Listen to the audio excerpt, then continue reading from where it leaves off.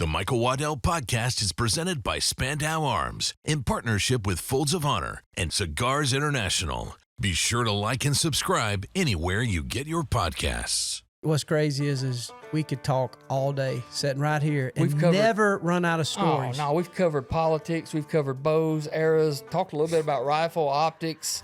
We've talked about condoms and J-hook and turds. We're exactly. good. The weights and spines of arrows. Covered cancer and all. They don't do this on every podcast. No, that's right.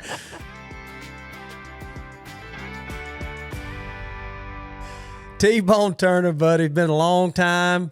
It's been a year since we did a podcast together, so we back, baby. It has. I mean, I know we've talked the horns off of Billy Goat a bunch since then. Actually, even before we've gotten started today. But yeah, man, I'm glad to do another one. I love this, man. I love reminiscing about old times and good hunts and all kinds of technical bow stuff. And Lord knows we're going to laugh about things. So, oh man, it's so crazy because it's hard to believe, but now we're closing in on 20 years of Bone Collector. Obviously, from the start, you and Nick were a big part of it, still are a big part of it. And so we have been buddies and hanging out for over 30 years now. Yeah. I mean, half of our life, essentially. Yep. And I remember it goes back so far, talking about youngsters. And, you know, there's that saying to where me and you try to take the stance like we don't know everything, but we do know what we know because this is all we've done. Yeah. I mean, I think you spent a little bit, you and I both did a little heating and air. You actually worked as a kind of an audio technician for Mercedes, I think. No, just interior work, interior stuff. Work, yeah, okay. I did interior work for Mercedes-Benz, and then I went to school to do HVAC, but about the time I graduated, I realized I didn't want to do that. Nick always says the only unit I ever pulled was my own.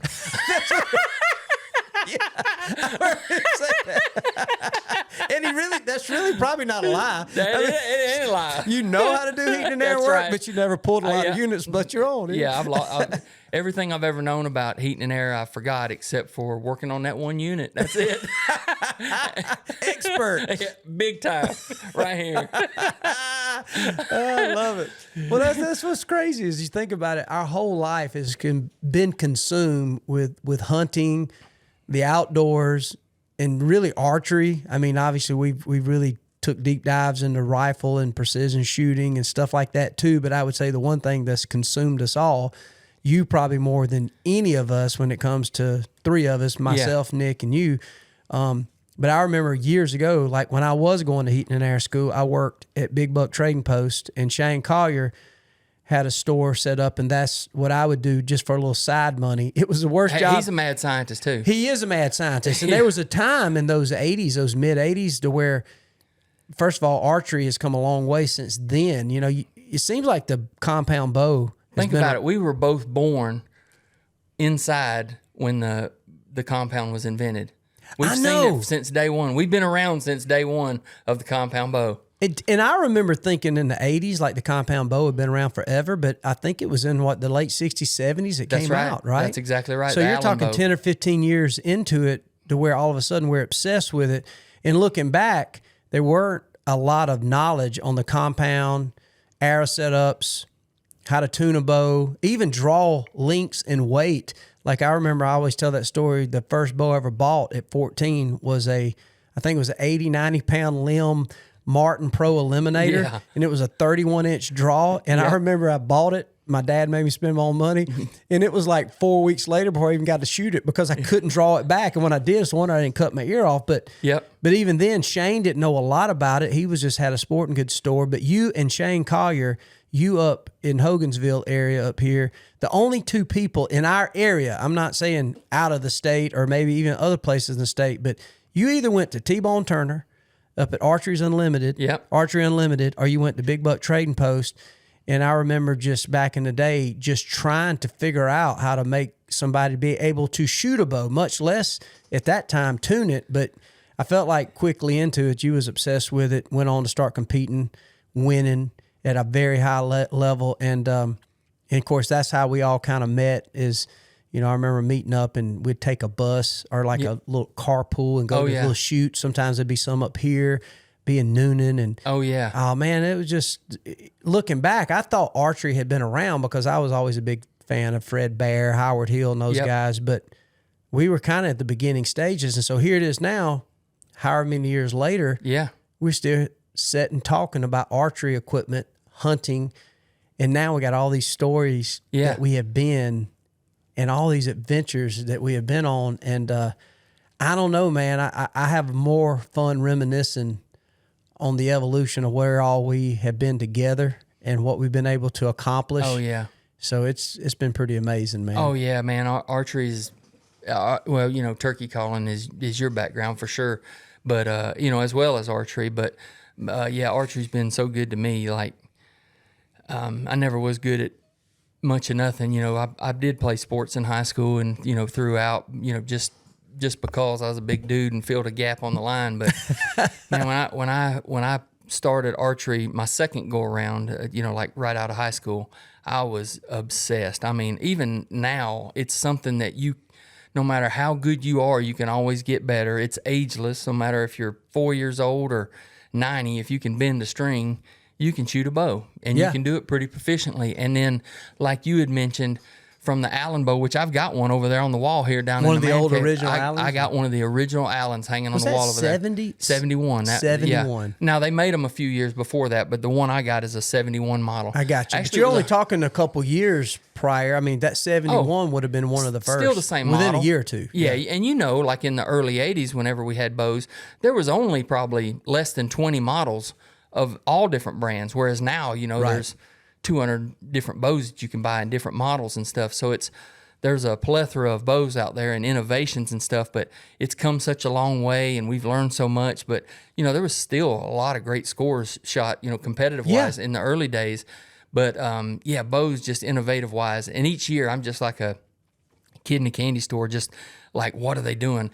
I was on a podcast a couple weeks ago and they had asked me, like, bows really aren't really doing anything anymore, are they? They're not really gaining anything. So we pretty much topped out. And I'm like, no, you know, contraire, actually. The speeds probably are not growing by leaps and bounds like they were, but, you know, we're kind of topped out in that 340, 350 range as far as an IBO rated speed. But you're taking a bow that is shooting that fast and you're making it shootable now, whereas you got, you know, it's extremely light. That was something that was unheard of. The whole mass bow is a lot lighter now. It's quieter, less vibration. So you're getting shootability now. So they're directing their innovations in 340 feet a second, let's just say, and then they're carving it out to where it's extremely accurate, as if it was a tournament bow that's a 40-inch axle to axle bow. We're doing that with hunting bows, anywhere from 30 to 34 inches axle to axle. So if you really cut up all the things that they're doing, innovation is still going. All these, you know, the leading bow companies, there's 3 or 4 that are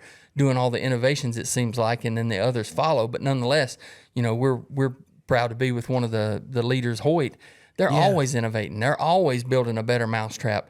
It may not be growing leaps and bounds with speed, but we're taking that speed and we're harnessing it into something that is very shootable, very quiet, and very freezer filling.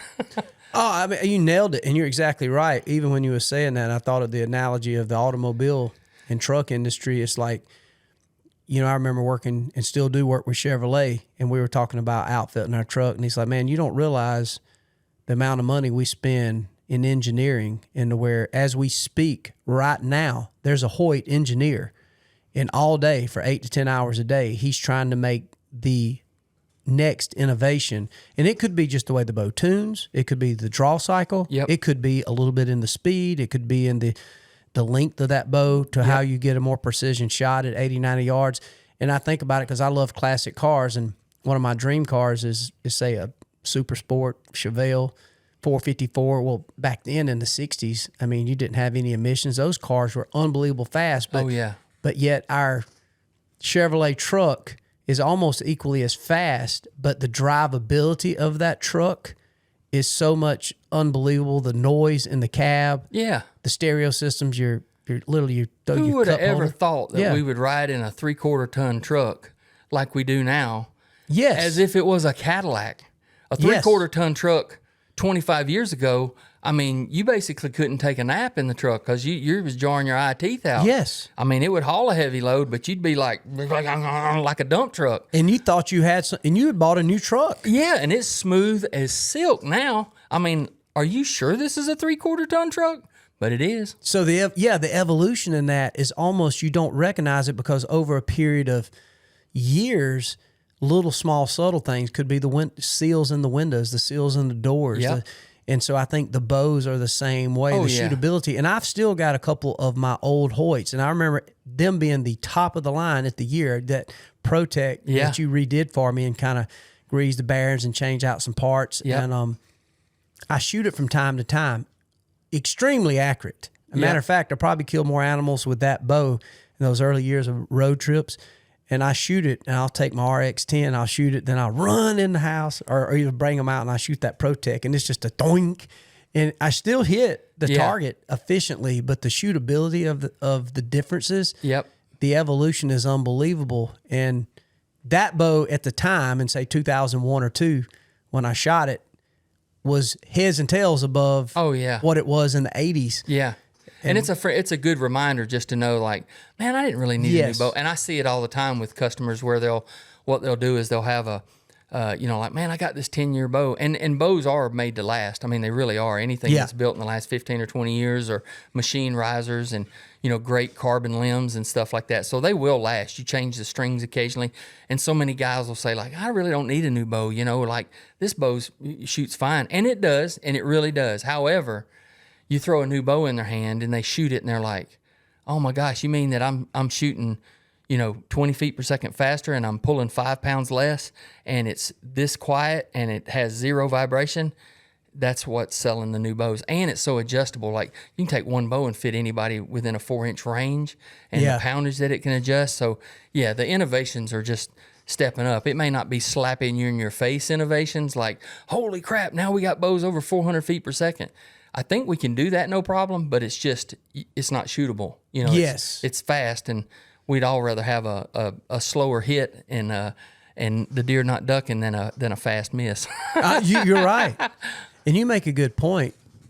Do you remember what's the first bow you bought? Do you remember the first bow you bought that you was going to shoot? Yeah, like a compound bow. PSC Thunder Flight Express. Ivy Dog. Yeah, that was in 87. 87. Yep. Like I said, mine was that Martin Pro Eliminator, and I never thought about this until you said it.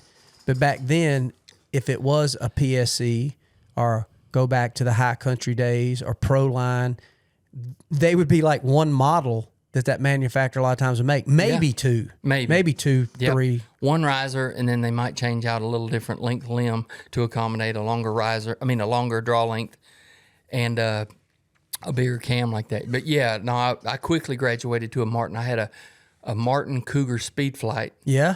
And it was a 41-inch axle bow, and that was like the shortest thing you ever heard of. And now you can't get a. You can't even get a 41. You can't. Yeah, not a hunting bow. You can't get a hunting bow that's a hunting bow, right? Yeah, they're all 35 and less for hunting bows. It seems like now, but yeah, I went to a car, and then I went to a Firecat. Remember the Martin Firecat? Yes. And then I had an Onza for a little while, which was a built-in overdraw. So the riser was kind of looked like a tech riser on a Hoyt, but that whole part there was like a shelf. So you could shoot off of it like an overdraw. And then I went to a High Country Safari, and then I shot a Browning for 3 years, and then I shot PSC for 3 years. And then I've been with Hoyt since 1996. So I got That's crazy. Over 30 years under my belt with a Hoyt. So that's funny looking back on all that. I remember talking about that High Country Safari. You could literally freaking pick up a chick with that bow.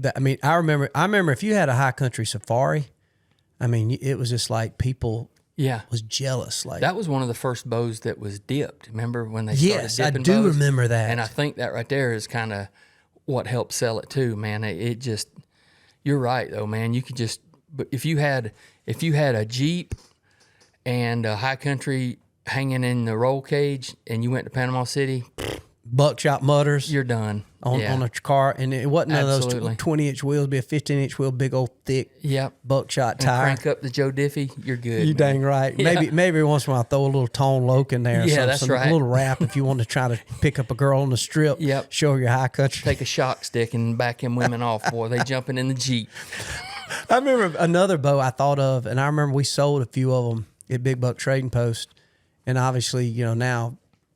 I've been with Hoyt now since 2002, 2002, I think, 2001 or 2. I've shot them prior to that, but I've been working with them on road trips and bone collector now for a long time. But remember that York bow that you shot through the center of the riser? STO is what it was. Is that what it was? It was a York STO. Yeah. And they had one bow that you could shoot right or left-handed. That's right. Was it because of the fact that you had the center?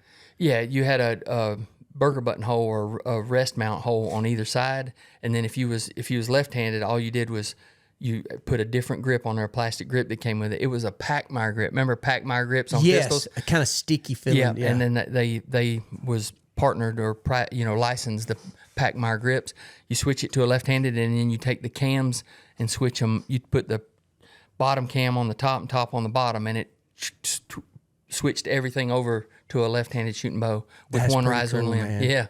Yeah. That's pretty cool. I mean, you think about it, because they wasn't, I don't even think they're around anymore, but I remember that was all in the first stages of the compound wave. It's like, you know, and back then, you know, how everybody that was shot traditional, it was just like, there was a part of them who compound bow was the Antichrist. This ain't hunting. This is cheating. It's almost like we're old enough now to look back where now the debate is vertical, you know, compound bows, whatever brand you choose, versus the crossbow. Yep. Then I remember walking in to buy some arrows, you know, primarily aluminum shafts, mostly. Yeah. If you was broke, you'd buy Lucy, those American Eagle 2117s, you know? Yep. And then if you had a little money, maybe you'd go to 2213, 2413. And if you really was making some good money, you'd buy you those Super Slam, Easton, Chuck Adams. 2413 Super Slams. Dude, and I remember I'd fletch them in red because that's what Chuck said he fletched them in. But all feathers. I don't even remember veins much. But I like shooting feathers back in the day. too. Yeah, I did. I mean, they're a little noisy, but I fun like and easy feathers. to fletch too. Oh yeah, yeah. Man, them suckers would stick to a shaft. Oh, it just makes you feel more Robin Hoody or more traditional. I agree. Just because of feathers on there. They always flew good. Yeah, Flew good. That's good enough. Yeah. Then it rain on you. Remember, it'd be soaking wet. yeah. You look, your fletchings or your Remember that powder? You know, it looked like cocaine or whatever. You'd shake it on there and then knock it off. That they had the flour. It looked like flour all over your veins. So if you was going to hunt in the rain, it would keep them waterproof. Yeah, so to you'd speak. put them on there. Yeah. I do, and then they got where you could dip them and some different or spray silicone on them. Yeah. Golly, and I remember too. I was talking this story the other day when Browning got into Browning had a compound bow pretty quick into it, and you remember they had that Browning Mirage. Oh yeah, I won the world championship with the Browning Mirage. With the Browning Mirage, yeah, No I still got way. it. It's out in the barn, yeah. I remember buying that bow from Shane. I worked there, and I paid $390 for it. Yep. And I would pay $10 a week. He'd take it out of my check. And thought we were absolutely crazy for spending that on a bow. Bro, thought, well, what are we doing? I might as well bought a Ferrari. Yeah, exactly. At the time. Exactly. And I remember that Pro Eliminator was $200, and I remember thinking that was the most expensive thing I'd ever bought. Yeah. Like in the 80s. Yeah. And but I remember there was a guy named Don Lewis that shot Brown, and I always remember that name. I do. Yeah. He was a guy from Alabama, and he was in all the photos. He's the one that got busted. In Yellowstone. I remember redheaded guy. Yeah, he was hunting in the Ponsagant, hunting those big mule deer. Oh, yeah. And Don was just an old Alabama guy, and I remember like he was just dominating the West with just killing these big elk, all these giant mule deer, and Brown signed him. He was on the cover and all the ads, and back then print media was, that's what we watched. There wasn't really a lot of outdoor television shows. I stared at pictures of Chuck Adams and posters and stuff. Oh. Just I would be living the hunt looking at him just with that bear with the big paw out front. You remember that? Yes, I do remember that. That was picture's worth 1,000 words. I mean, way before any computers and social media. I mean, it just, like you said, it just spoke volumes. I mean, you'd get the new catalog in, and how many times did you flip through I would flip through that catalog over and over, and I knew it like the back of my hand. Yeah. Yeah. Naturally we'd all love to go back, but, and live like that. And it's funny that, like our kids they can't even fathom that. I know I had some young hunters I was talking to, and they didn't even know the name Chuck Adams. Yeah. Or like you're talking Don Lewis. I mean, Yeah. I'm sure somebody's listening to this who knows exactly what we're talking about. And I remember being heartbroken They're Googling when he right got now. busted. And then the part of me is like, what we expect? Some old crazy guy from Alabama. Yeah. He was just hunting. Yeah. He was legitimately was killing them, but he didn't have tags. There's nobody around. How Like, come where's nobody some- knows about this hot spot? I heard Yellowstone, Jackson Hole's got some big elk. Yeah, that's right. Well, hell, y'all want to go out there and hunt them? Let's go. Are they bugling in August? Let's Yeah. go. And remember, After the fact, it kind of makes sense, don't it? he's the only one of us hunters that made 60 minutes. You remember? He was on 60 I do remember minutes. that. Yeah. And talking about he was a notorious poacher. And but I remember having, I don't know, the evolution, all that stuff. But it's kind of cool to see. We've been at the beginning, and now here we are, 2026, and there's been so much change. But it's crazy. And speaking of that, T-Bone, what do you think? It seems like everything right now, and it seems like it's always been, it's all about the speed. And is that overrated? Yeah, I mean, I said this on another podcast. I wish things would change, and me and you've talked about this Right. a couple of times. But just to spit it to the masses, you know, IBO, which is International Bowhunting Organization, they created this speed for their tournaments, which was 5 grains per pound. So if you was shooting 70 pounds, you shot a 350 grain arrow. So they came up with a way to measure your speed, just like, you know, a car does something in a quarter mile, or, you know, top speed is 220 miles an hour, just so that you could kind of gauge how fast or efficient this bow is. Mm-hmm. The ratings became out of 350 grains, 70 pounds, 30-inch draw. So, and then the speeds that you're getting is what we still go by today. And that was started from way back in the early 90s, or even in the 80s is when they created this speed, because they didn't want people to shoot lighter than that, because bows were being destroyed. I mean, bows were not as sturdy back. You remember how they Right. would tear up quite a lot more in the 80s and 90s. That they don't, you know, no brand has catastrophic failures today. Right. Whereas they were back then. So they had to have some type of rating so that everybody was on an equal playing field in these tournaments that had judging of yardage. ASA did one better, and they just had a 280. Nobody can shoot over 280, and bows were achieving that. You know, they started in the early 90s as well. So they started with a 280 feet per second so that everybody's on an even playing field, which is way more realistic and reasonable, is 280. I wish things would change. I wish that ASA or IBO needs to change. If it's a bow hunting organization, nobody's hunting with a 350 grain arrow. That's just hard to achieve, period. And then plus it's just way too light. And you're harming the bow. It's not noisy. It's real noisy. I mean, there's just so many negatives about it. So if you remember AMO standards, remember the AMO show before we had That's the ATA right, before show? ATA. Yeah, theirs was 30-inch draw, 6 grains per pound, and 60 pounds, 60-pound weight, 30-inch draw, 6 grains per pound, which was a 540 grain arrow, which, you know, that's more realistic hunting wise. But what I would like to see is the way it's measured is, say, a 20, whatever the bow shoots, like, so that, and the reason I say this is because what I would like to see is like a 28.5 or 29-inch draw. That's the meat and potatoes of most I was going to hunters. say, that's the standard, wouldn't you say? Yeah, because very few people are 30. We all want to shoot a 30, 31-inch bow, but Yeah. we can't. That's Most right. of us can't. Yeah, I mean, just like I want to buy Magnum condoms, but you just can't. I mean, it can't. Don't work. Can't do it. Yeah. So, I mean, I can, and I have, but you always got to tie a knot in it. Might So- make you feel better about That's yourself. right. It don't mean it works. I can't. I mean, can't do it.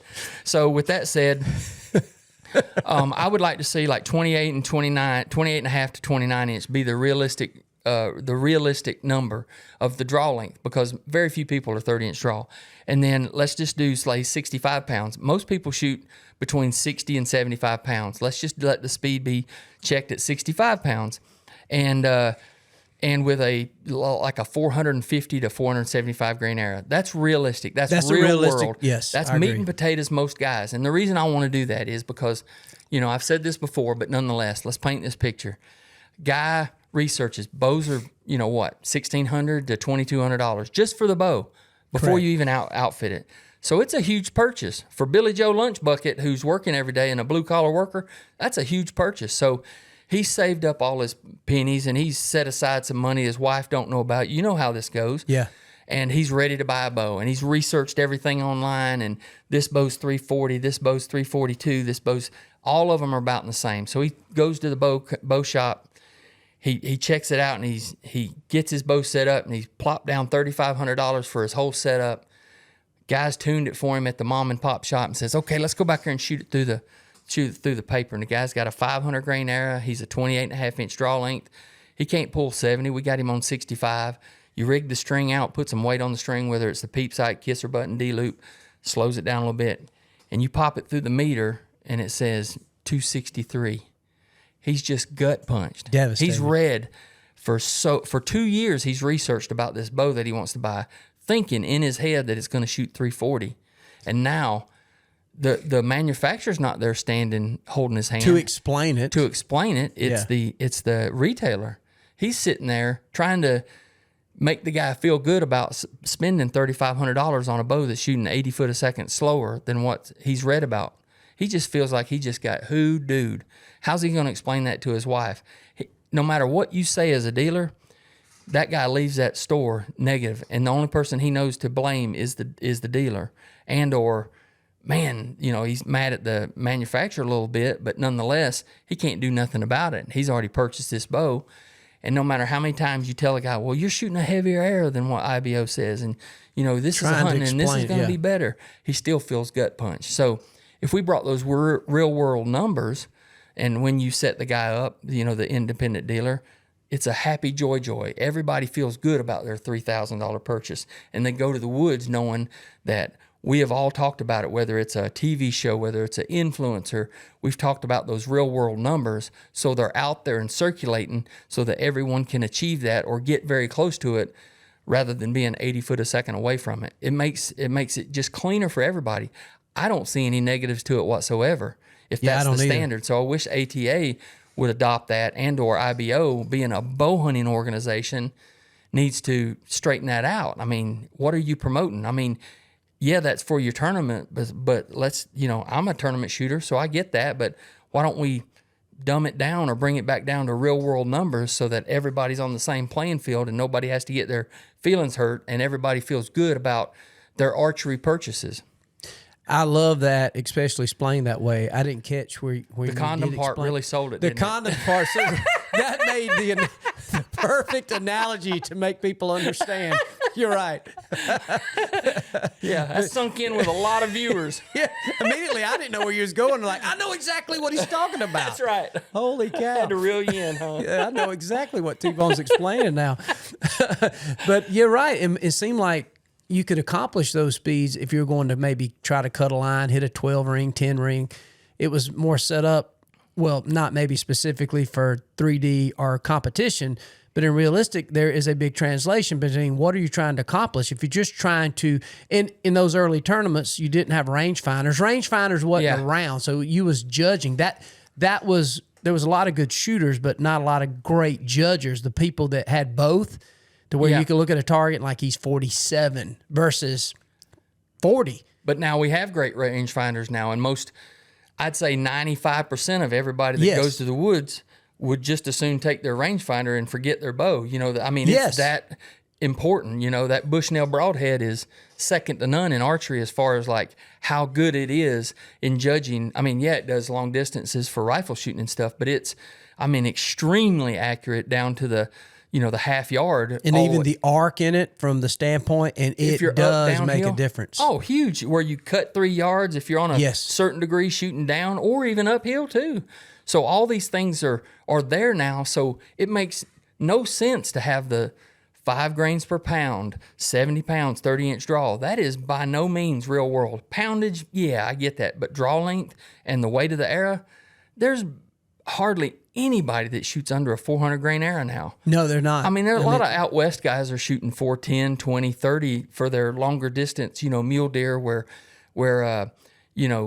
yardage calculations, and they don't have to worry about the noise of the bow or things like we do as whitetail hunters that are trying to get deer into close proximity. And elk and mule deer don't drop nowhere near like a weary whitetail, especially in the southeast. So we don't need that. We need a little heavier arrow, a little higher FOC. It's a little more forgiving. I'm not saying go crazy like with a Cape Buffalo style arrow. We've had this discussion quite a bit, but yeah, anywhere in that 430, 40, or 50 to about a 525. It's money. Anything that's walking on North American continent, you can get, especially if you're pulling, the mediocre 65 to 75, 80 pounds. You got him.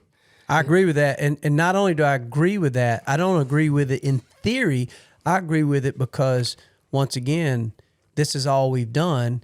My obsession now, obviously, I still love to hunt white-tailed deer, but I would say if I'm obsessed about one big game animal in archery, it's an elk, moose. I've killed quite a few moose with a bow and arrow, and you and I have spent tons of time figuring out, all right, I'm going to get to go on adventure, T-Bone, what you think? And the only time I've ever been under arrowed was the time I shot the Cape Buffalo. And I didn't really take your advice. You built me some arrows that were probably, looking back, I don't even know. I think I still got a few.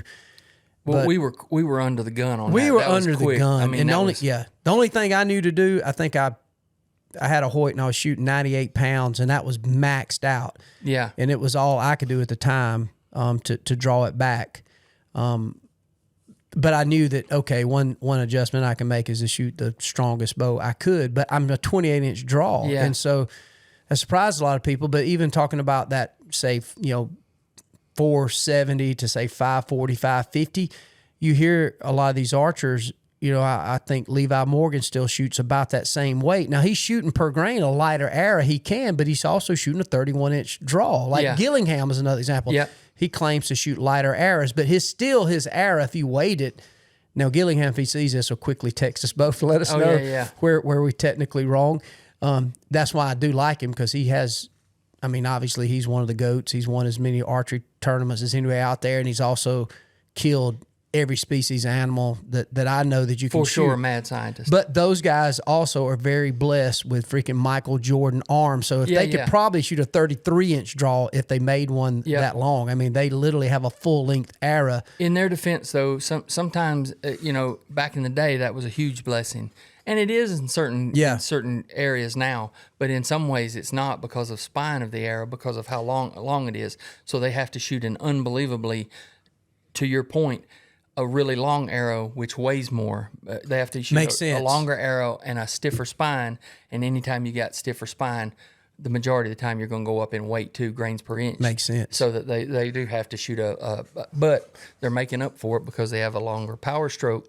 I'm glad you brought that up, because that don't get talked about a lot. You hear about arrow weights. You don't hear a lot about spine. And one thing, because I know, unless you're really deep into archery and essentially an archery nerd, and you consider yourself an archery nerd, along with some of these guys we talk about, the Gillinghams, Levi, all these guys. But overall, to kind of break it down in layman's terms, if a guy is shooting a 28-inch draw, 29-inch draw, and let's say he's pulling 65 to 70 pounds, what is, say, a proper spine to shoot? And maybe, can you explain a little bit about the spine of a shaft? Yeah, spine of an arrow is the stiffness, how it's going to absorb the energy that the bow has stored. So if, in my opinion, others will have different opinions, but in my opinion, there's no such thing as too stiff of an arrow. Okay. You want the arrow, if you're going to, if you're trying to get the perfect arrow, of course, but if you're going to lean one way or another, always go too stiff. Too stiff's not a problem, but too weak is always a problem, because you're going to have added flex, and it's going to be really hard to tune the arrow, as well as it's not absorbing the energy that the bow has stored, so it's harder to tune, and it's going to give you problems and magnifies the flaws in your form. So in this day and age, with outside extra components and or people wanting to build higher FOC, you definitely need to you add more weight to the front. So if you choose the perfect spine based off of a spine chart, let's just say for what you were talking about, I would probably go with a 340 spine for a 65 to 70 pound, 28-inch draw, which would probably mean he's going to shoot like a 27-inch arrow probably, even though he's 28-inch draw. I would go with a 340 spine. However, if it's a light grains per inch, so let's just say that you just use standard components like a 15 or 20 grain insert and then a 100 grain tip, your overall weight may be in that 410 grains or 420. Well, that's light. The good thing about we got great components and component companies, we can add weighted components to the to the front of the shaft, increase your FOC, which increases forgiveness. It helps in the wind. It helps in penetration. So there's all kinds of positives that come with FOC.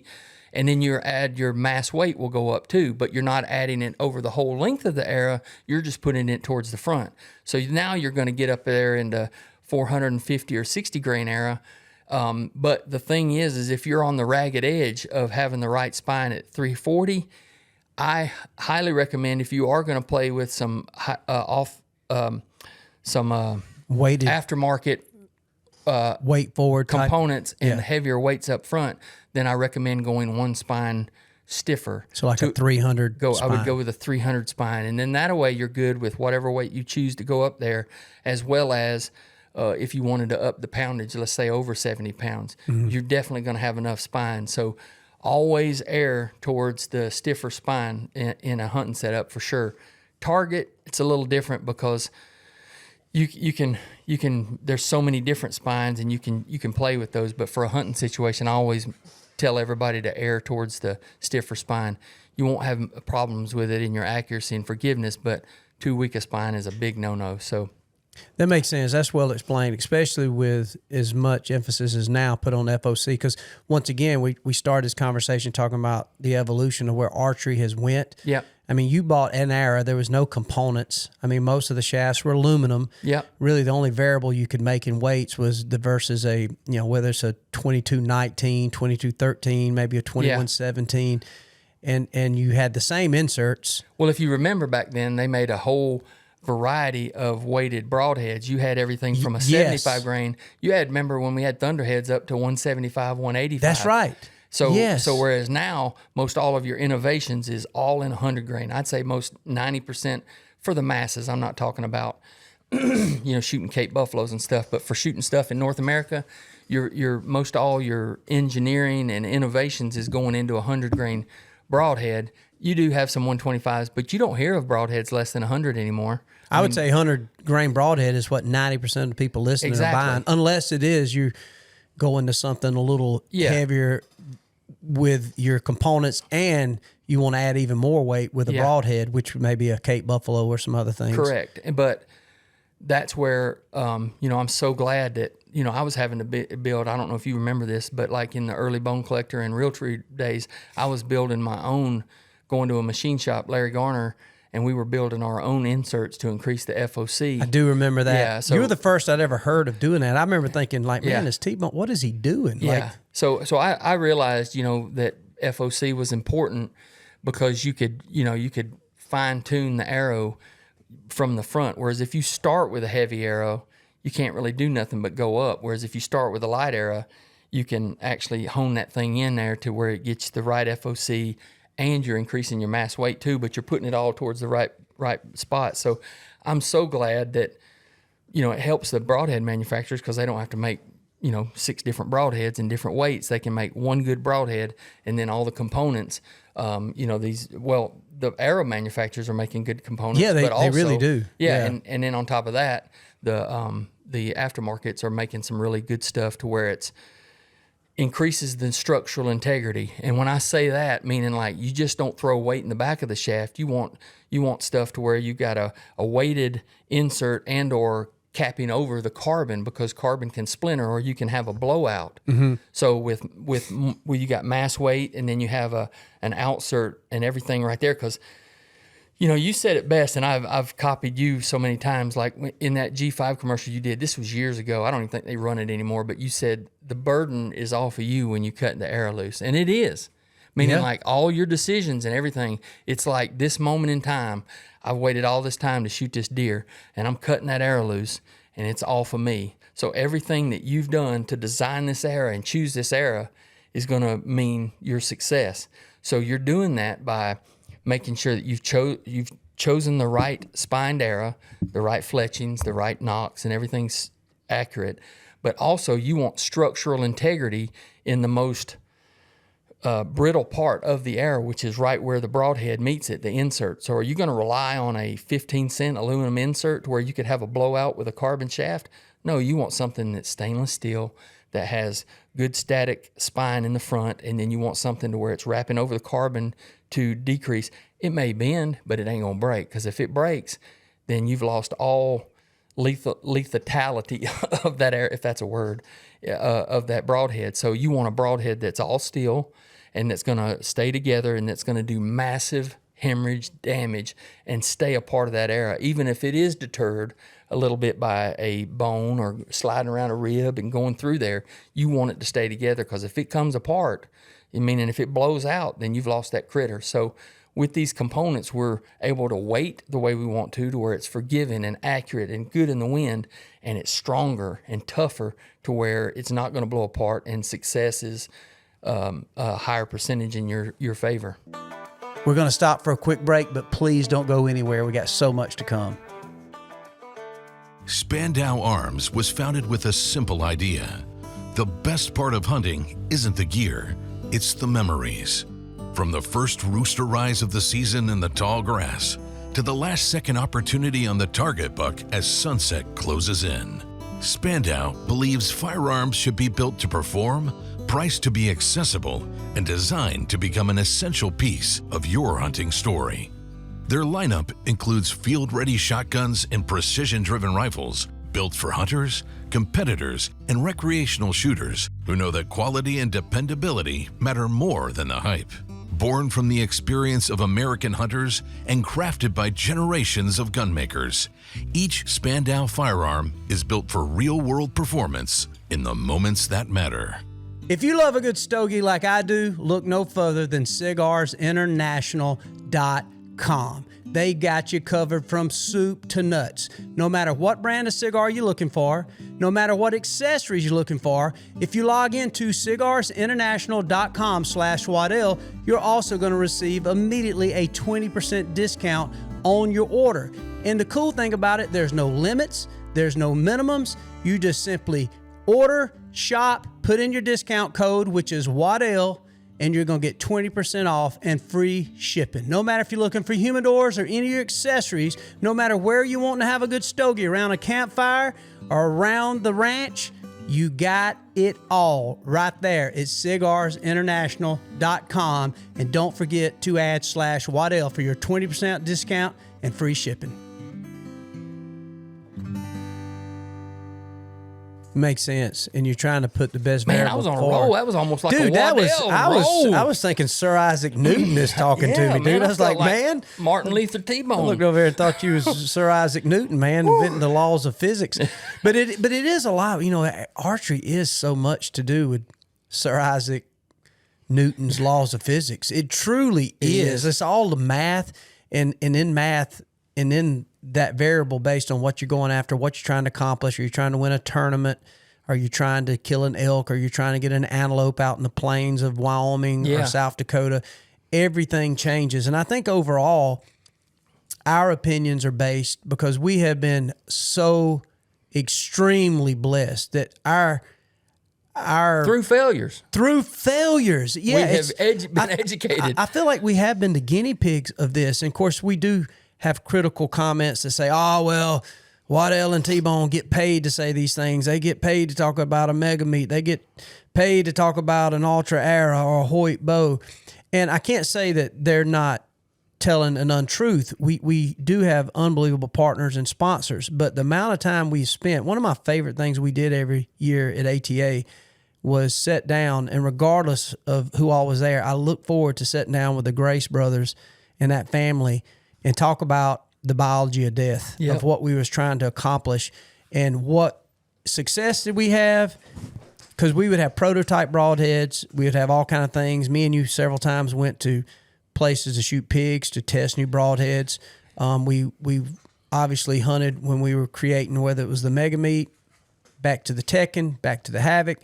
And we'd come back with all these reports of the good and bad of what we experienced. And so many times, what would be the true bad would be our failures. However, though, that's the thing I think that I try to speak toward is, first of all, we're human. If we were humanly incapable of making mistakes, that opens up a lot of variables, in my personal opinion, on where and what you could use, far as in the weight of your arrow, to the speed, to everything. But overall, we're going to make mistakes. I mean, there is no perfect person. If you read the Bible, there's no perfect person in our sin nature. There's no perfect person in execution. Michael Jordan has actually missed a few free throws. And we're shooting at a critter that's moving. That's moving. Alive. It ain't no foam target. Which is definitely one thing I want to talk about and get your opinion on some of that. But yeah, at the end of the day, it's like you're trying to figure out, and I look back on the years of Bone Collector, we might go from an early season whitetail hunt to an elk hunt, to then there's an opportunity to hunt an antelope, where with rangefinders, it's hard to get an archery range with an antelope. So you might be looking at a 60-yard shot, an antelope that's not as put together as, say, an elk, where you obviously might not need the girth and all the FOC that you would need that you come off this elk hunt.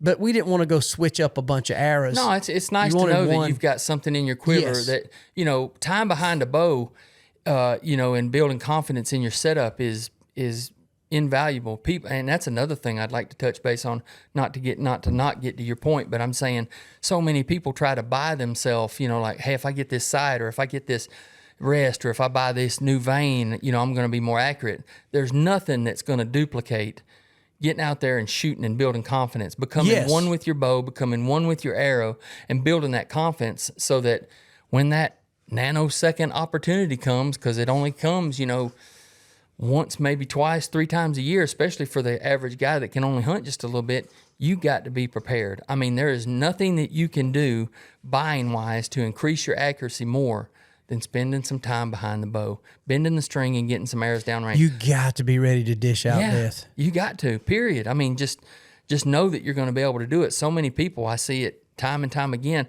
and I know we all got busy lives, but everybody can scratch out time to shoot 5 or 10 arrows a day. That's all you got to do. You want to be able to shoot cold bore, but you need to do it 5 or 10 times. Put all your heart into it.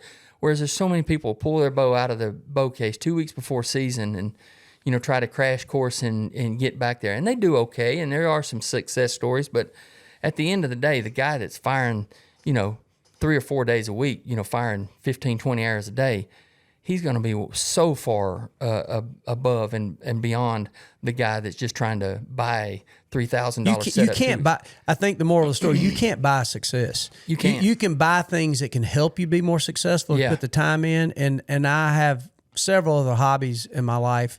One is playing a guitar.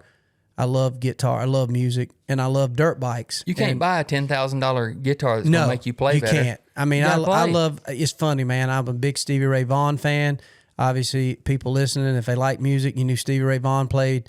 He played a Stratocaster, and he even put heavy gauge strings on his guitar. I remember trying to replicate some of those same things. I never sounded close to Stevie Ray Vaughan. I love Ted Nugent. Ted Nugent played a Gibson with humbuckers, a Birdland Gibson guitar. Yeah. Slash played a Les Paul Gibson humbuckers in that guitar. And so obviously the funny thing about it is any of those artists I just talked about could take the cheapest guitar that I would have bought and could outplay me. Yeah. And so the preparation and the knowledge they had. Yep.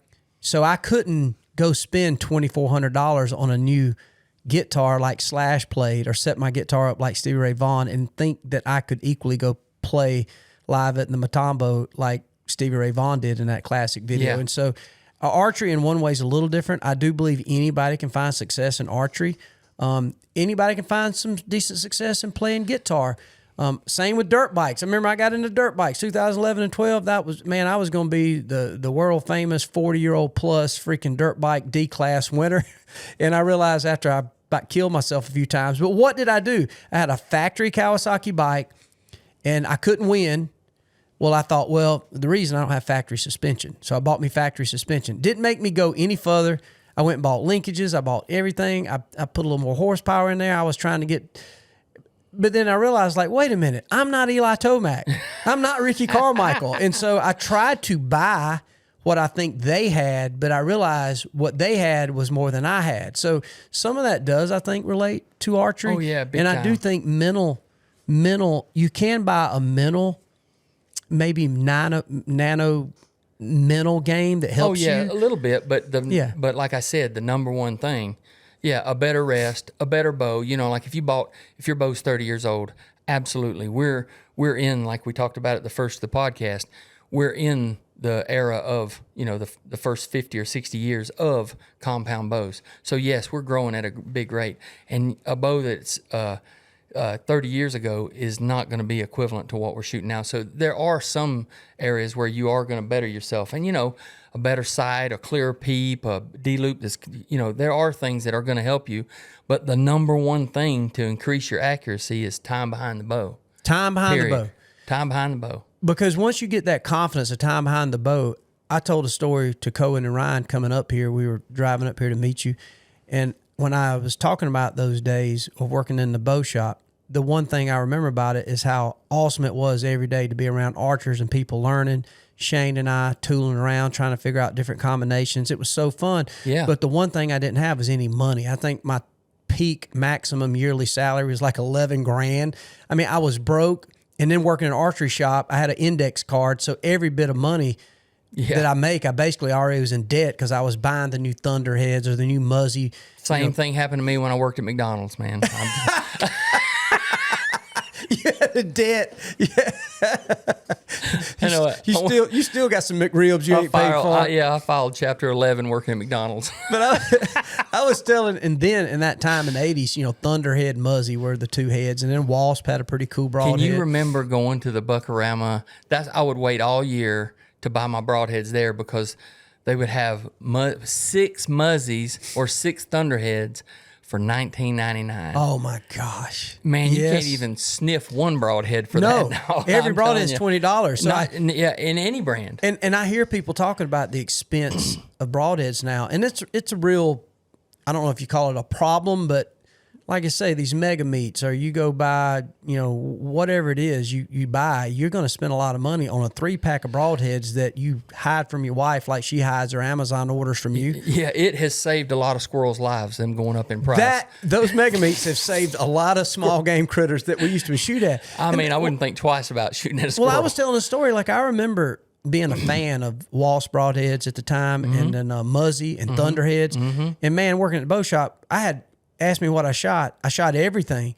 But the biggest thing I had in my deficit was I couldn't afford it. So I remember the number one broadhead I shot was those old Bear razors, 100 grain Bear razors. And people talk about, I've heard people complain, I shoot the mega meat. Well, them blades ain't even no good after you shoot a deer. Well, they're right. It dulls them. A lot of times they bend a little bit.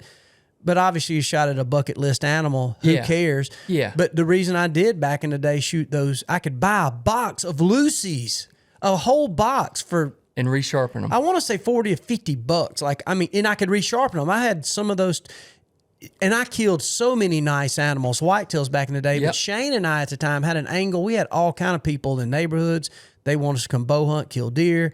We literally had the wild game animal park. I remember you telling me that story. Yeah. That's the funniest story ever. Talking about the wild game animal park. Yeah. Let me see if I can tell it right. So Shane owns the shop, Big Buck Trading Post, and Michael worked there too. And this was Shane. He's good friends. So with both Shane those. Collier, I hope he hears Shane this. Collier, yeah. So the people from the wild animal park. When I say wild animal park, I mean like giraffes, elk. They got everything there. Everything it there. is Lions. a world class. Yeah, you drive through and they poke their heads in there, the ostriches and poking in there. Well, they had a problem with the prairie dogs. They had a few prairie dogs, but there were so many and they multiplied so bad that there were holes everywhere, and a lot of the big critters was breaking their legs and getting hurt from stepping in the holes. So they said, hey, we need to thin out these prairie dogs. And can you come, like we're closed on Wednesdays, can you come over here and, try to get rid of them with your bow? We don't want to, shoot guns and scares that. And Shane shut the store down. We shut it down the day they came in and mentioned it. Yeah. And they, to heck with making, a couple thousand a day, we're going to shoot prairie dogs. Now. That is so Shane, and that's so redneck. And we did. I know it. Shane and I's biggest problem then, because we'd always have weird things like that, where it's like, okay, do we take a 6-pack of Muzzies or Thunderheads? Like, all right, we know we're going to have shot opportunities, so we would take something cheap. Of course, we mostly did judo points back then. Yeah. Because they didn't want us to shoot rifles or even 22s. And it was, you talking about Harry, that's the first safari, because you'd have ostriches come running in on you. Yeah. I mean, we'd climb top of that fence so many times. You'd have all these crazy animals that would run. I want to say they had a hippo or something there. I mean, I was scared to death. Yeah. But then prairie dogs, and we'd shoot them, and we'd shoot those prairie dogs, and they were starting to get outside the fence. So I don't even think it become almost possibly, I don't know. I don't want to incriminate the wild animal park, which is still there. It's fun. My kid just went the other day. Yeah. But they were getting outside the fence, and that's an invasive creature. Yeah. You wouldn't want them out there. So we were shooting these prairie dogs, and then they'd say, well, what do we do? And they said, well, take your prairie dogs you kill and just feed them to the lions. And we'd go throw them thing in the lion cages, and they would suckers eat them prairie dogs in one bite. Hey, that's the evolution, man. I mean, that's the circle of life, ain't The it? circle of life. Yeah, and you know, I know some people are thinking like, you know, if you're thinking bad of this was a planned eradication. It was a You know, planned eradication. Waddell and Shane were hired to be, sharpshooters. With That's bows. basically it. We'd Yeah. go in there with bow and arrows, and they ended up giving us a key to the gate. And man, Oh, we started man. going after work. And man, you talking about the most fun adventure. I mean, I felt like we was doing freaking, like Mark Sullivan stuff, Faces of Death or the Black Death, because it wasn't dangerous hunting a prairie dog, but the stuff that was in there, Yeah. they would come running up to you, think he's going to feed, and some things were territorial. Not and I some, remember those thinking, things you God. don't see in Booger Bottom. And if those lions that got out of that cage, they were going to kill us. No doubt. No doubt. Yeah. And we did so much experimenting with things. But Yeah. one reason I was shooting those 2-blade bear razors is not because at the time I thought they were the superior broadhead. It was that they were cheap and I could resharpen them. But when you're getting a chance to shoot 10 or 15 deer a year, that was hard for me to afford even the time muzzies. So I was about what could I shoot, sharpen. It was a 2-blade broadhead. They had them little bleeder blades, but they didn't shoot quite as accurate with Yeah. the bleeder blades in them. But the point being is anybody out there's something you can fix. So any certain thing you can find success. But now you got a $15,000 shot, and maybe it is a dream hunt that you finally saved your money. Yeah. And you go hunting out west, and you got one shot. And I think now we are just trying to say, especially from your perspective in my opinion, you're humble about this, but I think you're one of the goats of the outdoor industry when it comes to archery setups. But you got that much money riding on it, and you're going to shoot this arrow, which, family might not be going to Disney World that year, might not be going to the Gulf of America down to Panama City Beach to pull a cooler out on the beach and drink, high noons and Bush Light and going to Captain Anderson's. You have spent the family's money on an elk hunt. Yep. I want to tell somebody, look, man, if you can pull 70 pounds, shoot, 500 grain arrow, screw that mega meat, take your time, be prepared, be accurate from 40 yards and in, and you will bring home an elk if you can keep your composure. And that's the only thing I want to pass on from success that I've seen, because like you were saying, we don't know it all, but one of the funnest things that you and I have had a chance to do, I throw Nick in there, Yeah. For is sure. we've had a chance to be the guinea pigs on site innovations, on cam innovations. Yeah. Because once an engineer makes something, what do you do? It's the same with building these dirt bikes. Honda comes out with a new dirt bike, new frame, new gearbox, more power, less power. Jet Lawrence, Hunter Lawrence, jump on this thing. Yamaha does it with Hayden Deegan. Like, hey, go tell me what you think. Go go blow this thing up. Just like the story you just said about you and Shane going in there, or like we talked about. This is what I see. Like you're trying to give us accolades for sure, but me, you, and Nick were passionate about this before any TV. I mean, like this was our dream to do this. So it wasn't like, you know what, we got a show. We're rifle hunters. I think we ought to try this bow thing a little bit. No, exactly. It was not. We were up to our earballs in passion and love in archery, and then to take the dream to the next level between us getting our starts at Realtree and then also now that we got Bone Collector and being able to do this and, carve out a career in this, man, we're still living our dreams. Meaning like I I'm still as passionate now as I was the first day that I got my first compound bow. I mean, I really am. we're killing critters, but I just still am just so passionate about like building the better mousetrap. I just love that stuff. I mean, yeah, you're still not satisfied. No, I've never had anything in my life that I've been this just like nerded out about. I keep thinking that it's going to quit. I'm going to, don't care about it no more. I'll do, but I can. I just love it. I absolutely love it. I do too. I enjoy. And a new product comes out, and I just want to nerd all over it. I mean, I just want to learn more about it and try it and see how this is. It's something I've been playing with. Have you heard of precision cut? No. Oh, gosh. Let me tell you about this. And I'm not selling a product. This is just a program. This is just like an app. So it's not like selling anything. But I can take your bow once we get the your peep sight and everything, and let you shoot at point blank range, shoot it through the meter and get a speed. And then I back you up at 60 and let you shoot over the top of the meter. We got a protection in front of it so you can't hit it. I can take those two speeds, plug it in with your arrow length, your distance from your peep to your center of your arrow, from your peep to your aiming to where your sight, your fiber optic is. Plug that in with the vanes, the offset of your vanes, and those two speeds, and I can print you out a tape that is accurate from 0 to 140. Are you serious? And you ain't got to shoot your bow not one time. So you can put that tape. You got it. I need 2 shots from you. One at 1 yard and one at 60 yards. And then I know all these and take some measurements, and I can have your bow. And you will know, like for instance, CBE comes with a sight tape that have A through D or E. It puts CBE. We can program CBE in there, the type of sight that it is.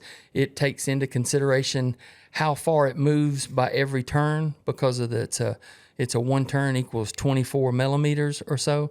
It takes all that into consideration, and you can't argue with it. I mean, you can shoot it off of a shooting machine, and if you're not hitting at 120, it's because you did something wrong. Holy cow. So no more of that, say, sighting it in at 20 and say 60 and trying to get something that's close. That's a really good ballpark. I mean, what comes with the sights but is this really, is even to a this is T. Yeah, it takes the elevation we're at and the humidity density and programs it in there. Oh my goodness. You talk about nerding out. I mean, nerding out. So it even takes humidity. So I don't want to go too far past what we've been talking about because there's some things I want to come back to. Yeah. But I've noticed everybody in our crew have noticed this. Like obviously Georgia, like it's at least 90%, maybe 100% humidity today. It's muggy. It's probably going to be 100 degrees, 95, 100 degrees. And 98% of all of us, we live in Georgia, we're shooting our bows from 70 to 20. And we're at about 850 elevation. Every time I go out to, say, Utah, which is usually my first elk hunt, all our bows are shooting a little hot. Yep. And that's obviously elevation, dry air. I can print you a tape for where you're going. Are you serious? Yeah. So you can say the elevation is going to be 9,500 feet. I take all them same measurements and all them same speeds and plug in where you're going to be at 10,000 foot elevation and the relative humidity for that time of year of September, and it'll print you out a new tape that's accurate. 4-inch vein. Yep. Here's your helical. It'll even tell you, I can program it in too, to tell you the cuts that you need to make versus like you can take your broadhead rangefinder and it'll tell you, like, you can use the cuts on it, which is right. You know how it takes the arc, and the angle range compensator, and it'll tell you to shave 3 yards. It's a 33 degrees down. It'll program that in there too, and it'll tell you, like, they'll say 3 yards. This will tell you to shave like 2.6 yards. I mean, like more than probably what were you humanly capable of. You can't shoot as good as this. Accurate. Maybe you or Levi Morgan. No, not me. No, I'm a has-been, but nonetheless. But that's what I'm saying. I'm just saying. You're a liar then, because you're not. I say all that. I say all that because what it gives you is it lets you know that the bow is right. Meaning, like, you know, some people shoot their bow like they may hold a little low. Yeah. You know how you hold a little low and then like set your bow to hit a little hot. This right here is dead on. I mean, it takes the human error out of it. So you know that you can work on you, and you know that you can't blame it on the bow, or I don't have it sighted in, or it seems like the tape that the company has may be good from 20 to 40 because there's not that much variance. But if you wanted to shoot beyond 40 or 50, 60 yards, then it starts to spread a little bit because that sight tape that the manufacturer makes, which is good, they're good, but they're not perfect. Whereas it may not know that you got 30 extra grains in the front. It may not know that you got a 3-degree offset versus a 1-degree offset. 2-inch vein versus a 4-inch, yeah. Yeah, whereas this thing takes into account for everything.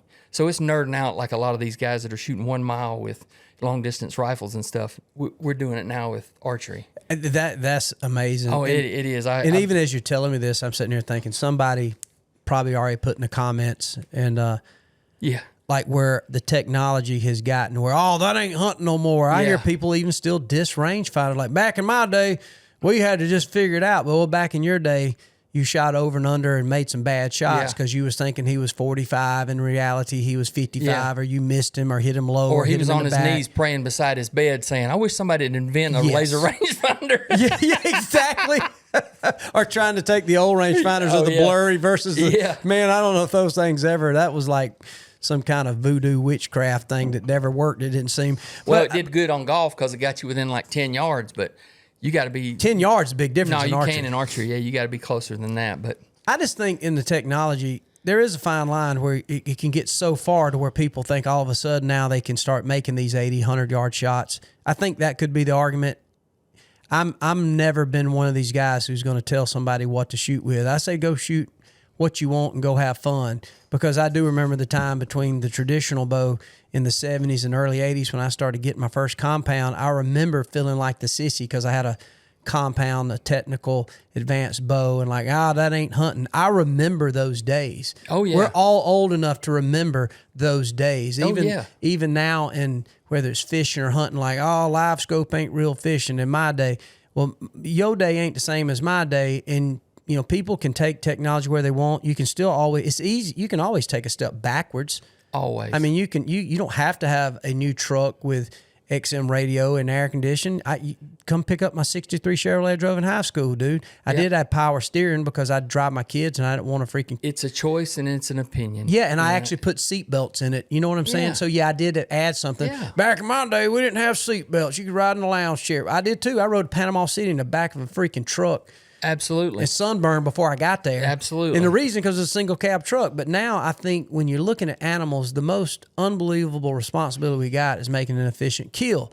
Now, you can take that same technology and all of a sudden you're pretty good at 40 yards and say, well, now because of this, I'm going to start shooting them at 80. Yep. Well, now you're right back to possibly wounding animals. I think the only argument I've ever had with crossbows is the fact that a lot of people just think, man, I got a 90, 100-yard. Yeah. They got a small rifle. It's one step less of a 30-06, whereas... And it's not. It is amazing. But yeah, it does help you get a little bit further, but the biggest thing about a crossbow, meaning like it's not my weapon of choice by no means, but I'm not against it because it gets a lot of people in the woods, as well as, if a guy...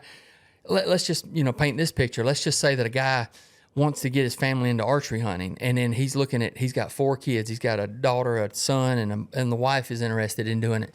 And he's looking at spending, $5-6 grand on getting 4 archery setups. Whereas, like, if he just wants to see who all's interested in this, you buy one crossbow and everybody can shoot it, just to see if they like archery. Hoyt did a study like 14, 15 years ago that 64% of people that shoot a crossbow that are of able body graduate to a compound. That makes complete sense. Yeah, because you're like, wait a minute.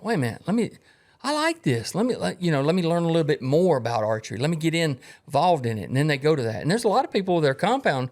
We've done it. Remember when we shot recurves? We backed up. Dude, I was just about to say that. Yeah, we backed up. Me and you got as much money invested in traditional stuff, which that's a whole nother ball of wax. Yeah, I struggled to get a good traditional bow shooting. I'm not T-bone. Yeah, man, talking about spines and different arrows. I mean, it takes a lot. Remember, you got to put some time in behind the bow you on that. got to put some time in behind the bow. Just like throwing a ball, you got to. And you better have that thing properly tuned in the right spine and the right everything. And then there's arguments there. Those guys that are using point on where they're aiming with the point, they're aiming.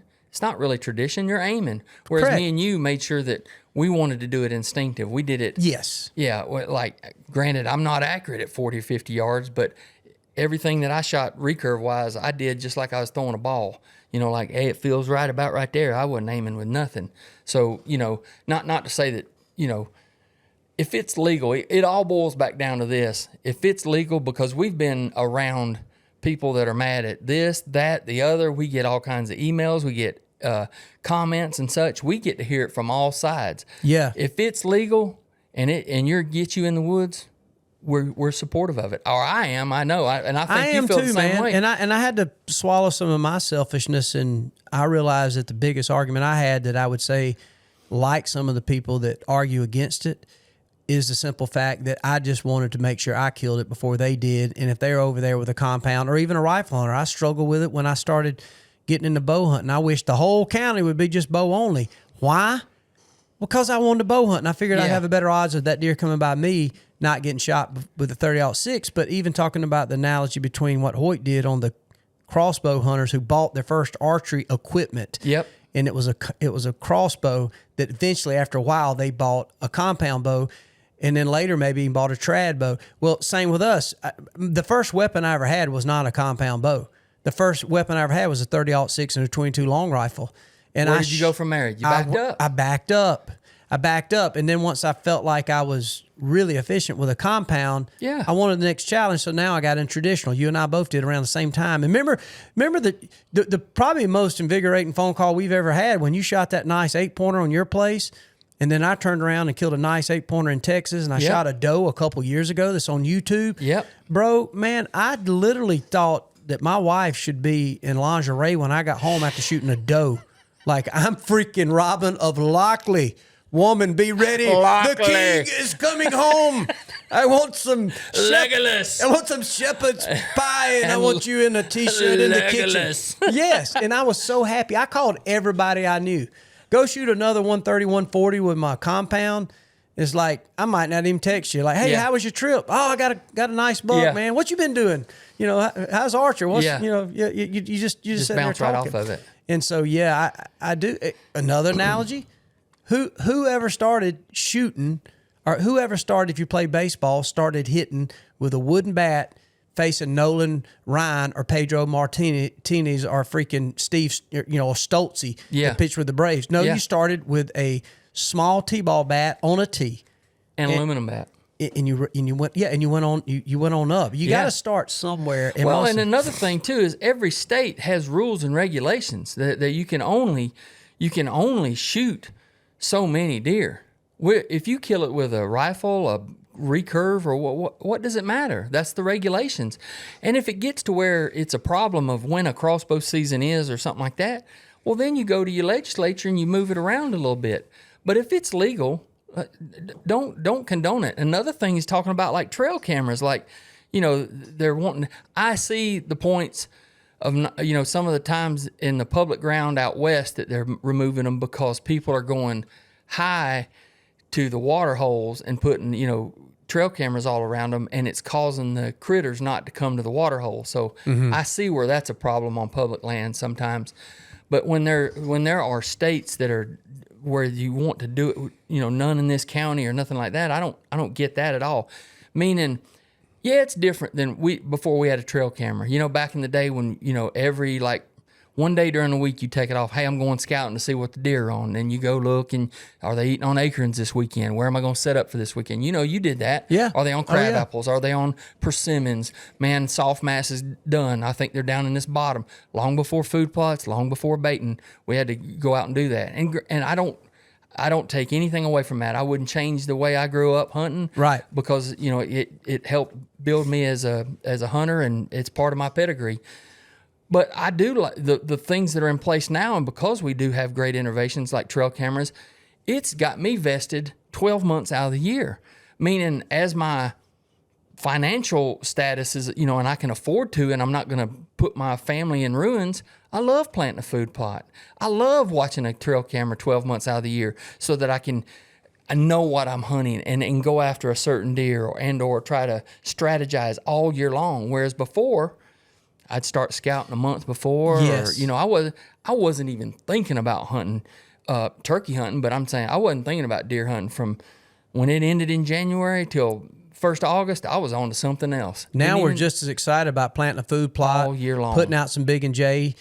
It could be just for the health of the deer all year long. It could be just to kind of understand what made it, what didn't, and what's wrong with that. I mean, don't send your family into chapter. Well, 11, it's not necessarily that person who does that is reverting to being lazy. It's because you're invested into it.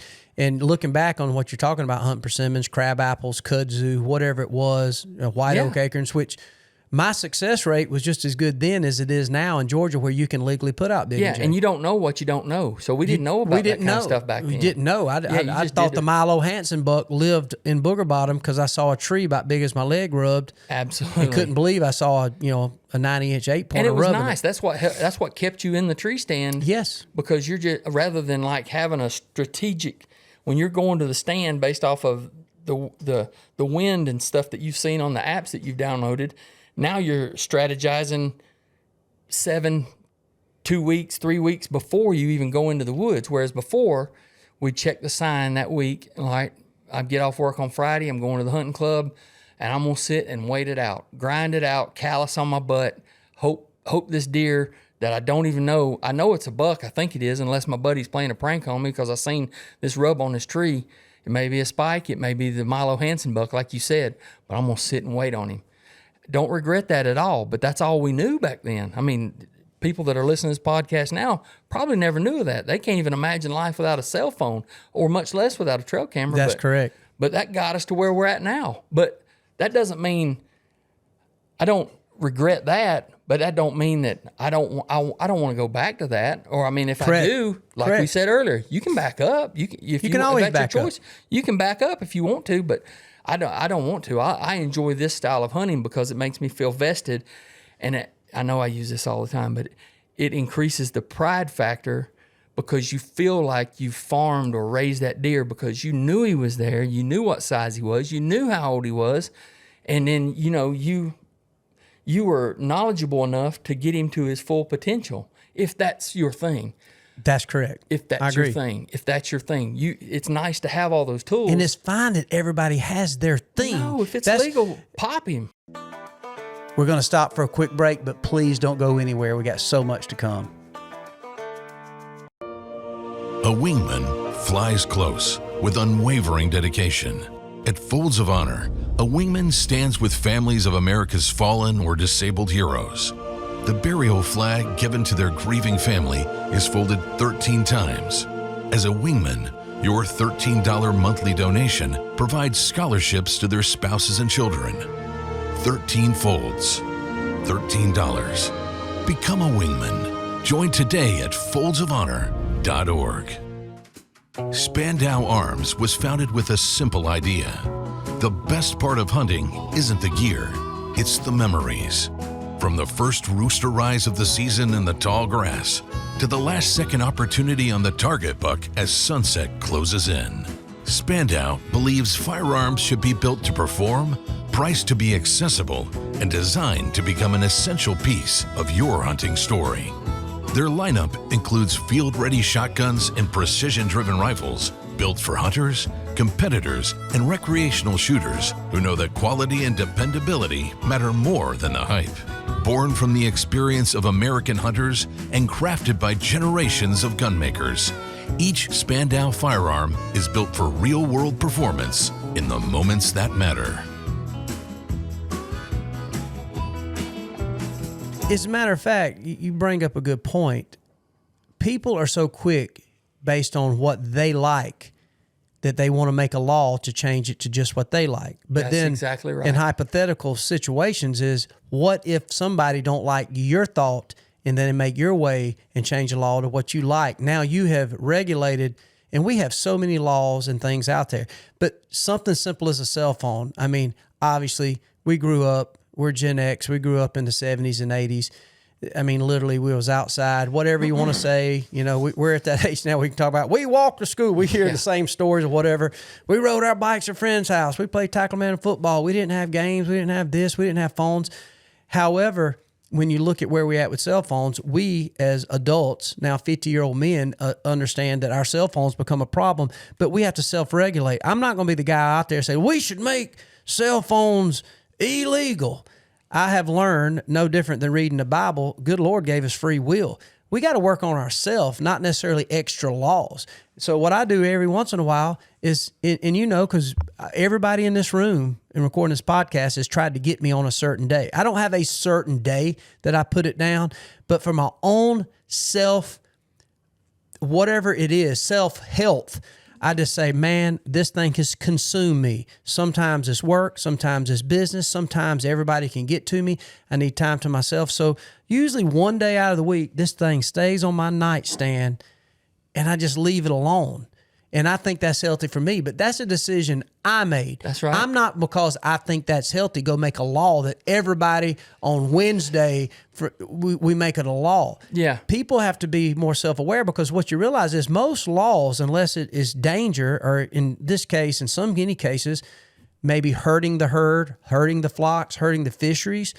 But why does somebody's way of life have to be all of a sudden reflected onto somebody else? So most of the laws people want to make are for their own selfish, narcissistic reasons. And a lot of people are not going to accept that, and I piss people off by saying that. Yep. But it is a fact, and the only reason I say that is because I too have thought we should do it this way. Yeah. We should close down. Compound bow hunters should not have a chance to hunt when archery hunters hunt. But also the traditional guys back in the 70s, when the compound, thought that should have been the case. It ain't fair for them to take a compound bow to the woods. We're not thinking about that. Or whether it's baiting, whether it's anything else. People have to kind of stay in their own lane and just realize the world ain't going to go according to thou. Can you imagine what happened, like whenever the first cars hit the road and everybody on horses? You know, it's the same thing. Can you imagine? Yeah, like TVs. Oh, man. You know, you just got to evolve. Can you imagine having a house without a TV now? And now how mad are the car owners? So mad that the Amish still run around going behind horse crap, you know? You can back up. You can back up. Amish. That's what the Amish did. They didn't make it a law. Ishmael. I like that name. I do too. Yoder is a great last name. I think, and you know that sucker's got some good groceries at night. Dang right. Right? Yeah. Well, I just think that goes deep and a lot of different reasons, and I understand, but the one argument I always have when people start talking about banning, making things illegal, there's certain things that have an evolution to it to where, for instance, quail in Georgia, they used to be everywhere. Me and you were kids, you didn't need a bird dog. You could just walk around, shoot you a mess of quail with a 20 gauge, double barrel. You could just knock them out of the bushes. They were there. Yeah. Now they spent millions and they can't figure out the situation. We went through some areas on turkeys to where, man, what's happening here? And then all of a sudden, a couple of years, there'll be turkeys everywhere. What about crab apples? When I said that earlier. Where is crab apples I at? don't see crab apples anymore. I even went and tried to plant some crab apples. I don't have one crab apple tree on my property. I don't get that, because they were used to be everywhere. everywhere. In the 70s and 80s, that was a staple. That and persimmons was, your great soft mass. That's what got you through early season. Oh, no. And remember, you'd always, on a good crab apple tree, you'd only hunt it, and you'd also grab you a few and be shitting like a goose. And they'd eat them crab apples, tear your stomach up. Yeah, there's a limit, and I think around 11 is too many. 11? You're going to be hurting. Yeah, you're going to poop through a screen door at 50 yards, boy. Dude ripes are invented because people are still eating crab apples. Right. Yeah, that's right. Yeah, because that thing got tender, boy. But I'm telling you, man, that is crazy. I don't know why there's no more crab apples. You just don't see them anymore. Yeah, you don't. I think talking about the quail is a lot of what happened in the turkey, especially in Georgia. Well, in the southeast is, all the fields got turned into pines and everything is forestry. And it's all pine trees. And you know yourself, whenever you got nothing but a pine stand, it just basically kills. All the understory is there's nothing there valuable for them, and turkeys can't fly up because of all the vegetation that's underneath there, and it's not a good place for turkeys. And well, I think there's a lot of different things. And there's so much evolution and that happens, and there's certain things that thrived, years ago that don't thrive now, and then overall, I think our herds, our fisheries, our flocks are better than they ever have. Within reason, I think there's a lot of people that have been able to share their knowledge, whether they're trying to manage plantations or private property, and then the private versus public, that comes into it. I know as a private landowner, obviously, I've enjoyed more than taking an animal, which anytime you take an animal on private ground, well, that was easy. Farm raised deer. It ain't even about that. I'm not going to say it wasn't easy. It was hard to get to the place where I could afford to do these things, to have my own piece of paper on a property. Yep. But at the same time, what's fun is you are being able to be a biologist in nature. You've been able to supplemental feed. You've been able to put in food plots, plant some soybeans, put a trail camera out there, see what's happening. You can take a evaluation, an inventory of how well your herds, your flocks are doing. You can find out, man, I got some quail in here. Man, there's doves everywhere out there on that pigweed. They're eating that naturally. Wow. All of that adds to the pride factor. All of that adds into you're invested in your kill. And you've got a private landowner who spent a lot of money to own this piece of paper who is actually helping the wildlife. He's not buying this to rape it. He's actually trying to make it better. So it makes us all more aware. And it helps all the neighboring properties as well. I mean, period. It 100% does. 100% does. And I think so many times these people on, even podcast, even social media, whether it's on baiting or around the compound, they're quick to say, well, man, they are ruining deer hunting, or they're ruining this, or they're ruining, I don't think that's true, because if you look at the right now in 2026, when we started doing bone collector and even road trips in 2002, and then back up prior to that, I started working at Realtree at 94, 95.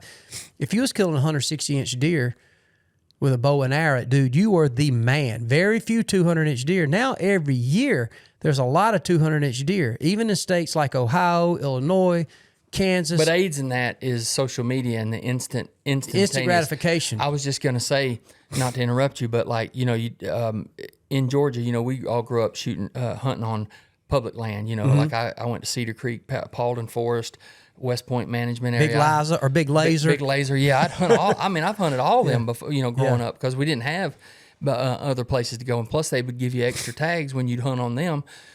And now people complain like, man, it ain't like it used to be back in the 70s and 80s. And I'm like, everybody gets upset because of private landowners. And, we're fortunate enough to finally, in the latter years of our life, we have places to hunt of our own now. But those places were there back then. You just didn't know about them. Whereas Nobody now, talked about it. With social media and hunting clubs and stuff like that, you see so many people hunting deer on their private places that is documented, and or just regular folks putting stuff on social media. So therefore, you're educated as a public hunter. You're educated in the fact that somebody else is doing this on private property. So therefore, it makes you think that your public land is worse than what it was. It's because you know that, whereas all that was going on way back in the Nobody day. beat their chest if they killed a deer on public ground. It was just a place to hunt. It was just a place to hunt, whereas the guys are complaining like there's no more public land. Well, pretty much there's just about as much public land Probably as there was. more. Yeah, but we're talking southeast in Georgia, but now they know that there's another side and it's in your face, so therefore it makes them like, I ain't never going to be able to do that, and it gets them upset. Meaning, like back in the day when we grew up, yeah, we knew there was a few private places that you'd hear of, or like 3 years ago a guy killed it on this big farm or whatever. But now it's in your face a lot, so therefore it hurts a little bit more, I think. Does that make sense? It does. I think there's a you don't know what you don't know. That everybody's trying to stand on identity, and there's a pride that comes with it. And somebody thinks that, well, I did it on public, maybe I'll get a blowjob, and the guy on private didn't. Yeah. And I really do think it gets that way. And I don't know why us men, and I will say this negatively about us men, we try to compete in everything. Whether it's our favorite college football team, just natural, yeah. Shooting our bows. And that's good. I like competition. Oh, yeah. But to think you're going to be better somebody and you say, well, I killed it on public versus private, or private versus public, I'd like to argue, I get pretty cocky on the fact I never thought I'd be able to own 500 acres. Ever. Are you kidding me? Yeah. I did. I'm not lying. When I grew up in Booger Bottom on a hardworking contractor's paying my dad, and I was tickled to death if I got to go to Bonanza once a month in Columbus at the buffet or Ryan's buffet and get a pair of Air Jordans, one pair of good tennis shoes that come back, for back to school, and maybe if you was lucky, Easter you got you another pair. So coming from nothing, but in reality coming from everything, and having a loving father, hardworking family, blue collar, public and private. To think that one day I could work hard enough and obtain the financial freedom to maybe have my own land, I'm more happy about that than I am the turkeys and deer I killed on public. Absolutely. Does that make sense? Oh no, I'm in the same boat. Not 500 acres, but I've got my little old nest egg here, and I never ever. Well, you got 500 acres if your neighbors don't know you're on there. Yeah, exactly. Yeah, it's harder to run these days, though, Waddy. Which, by the way, I heard a story. There's a rumor going on social media that you took all your right boots and sold it, and that's how you paid off your farm. Is that what? Well, not a farm, not a farm, but but a 4-wheeler. Yeah. Yeah. Yeah. You got them in museums. T-Bone's right boot collection in museums. Actually, I did put it on eBay. I wanted to trade the right boots for anybody that had left ones. So surely in this country, there's got to be somebody that's missing else. their left leg that's got a size 14, right? That would make good. Man, what a team that we could would be make. A new app you come up with. I know it. Boot trade for amputees. Yeah, exactly. That'd be awesome. I don't know, T-Bone. You know, it's so funny. And one reason I think we come from this perspective is because we have been so amazingly blessed. I mean, literally, we can almost come to tears talking about our adventures. And it's not necessarily in the big deer and big animals that we shot. And we've been blessed to do that. And there's been some monumental goalposts that you set for yourself, Nick for himself, me for myself, and some big animals.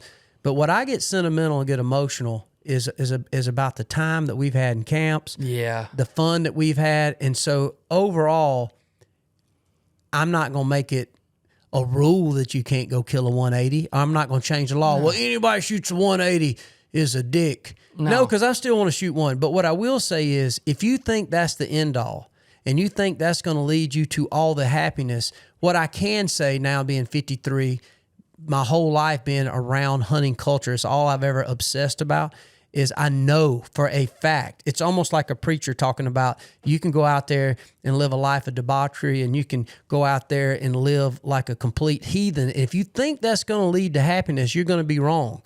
You can get into drugs, you can get into wild women, you can get all these things, but you understand, kind of getting into the Lord, that's what's going to lead you to a better place.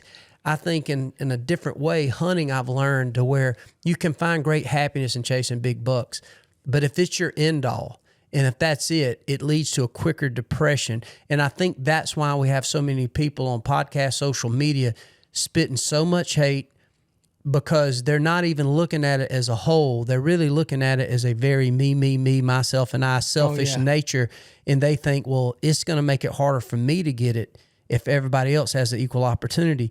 And so in the end, what everybody has an equal opportunity is a great time, create friendships, in these adventures that we've had. Remember, we'd go to Texas and we never would shoot one deer over 110 hardly at Vatos, and we'd kill does, we'd kill all these animals and have the best time and eat chicken at night and have those Julio's chips and salsa. And, remember all that. Bro, that is so fun. And when you do look at the mount or what have all those memories come back. You can just stare at a rack, and it's not necessarily the rack, but that represents 15% of the whole week that we spent there. Yes. And I remember all that because Me too. Because growing up, like we didn't have two nickels to rub together, me or you, either one, and to be able to say that we've done that, there's no way I could have ever done that without us, carving out a living because of our passion for turkey hunting and turkey calling, or working on a bow, and meeting the right people and not burning bridges. And a lot of people may be tuning into this thinking like, man, these guys just started a show 5 years ago. No, we got a lot under our belt. Yeah. Not complaining by no means. No, not complaining. It's been a great road, but man, so many great memories, man. I mean, just you talking about.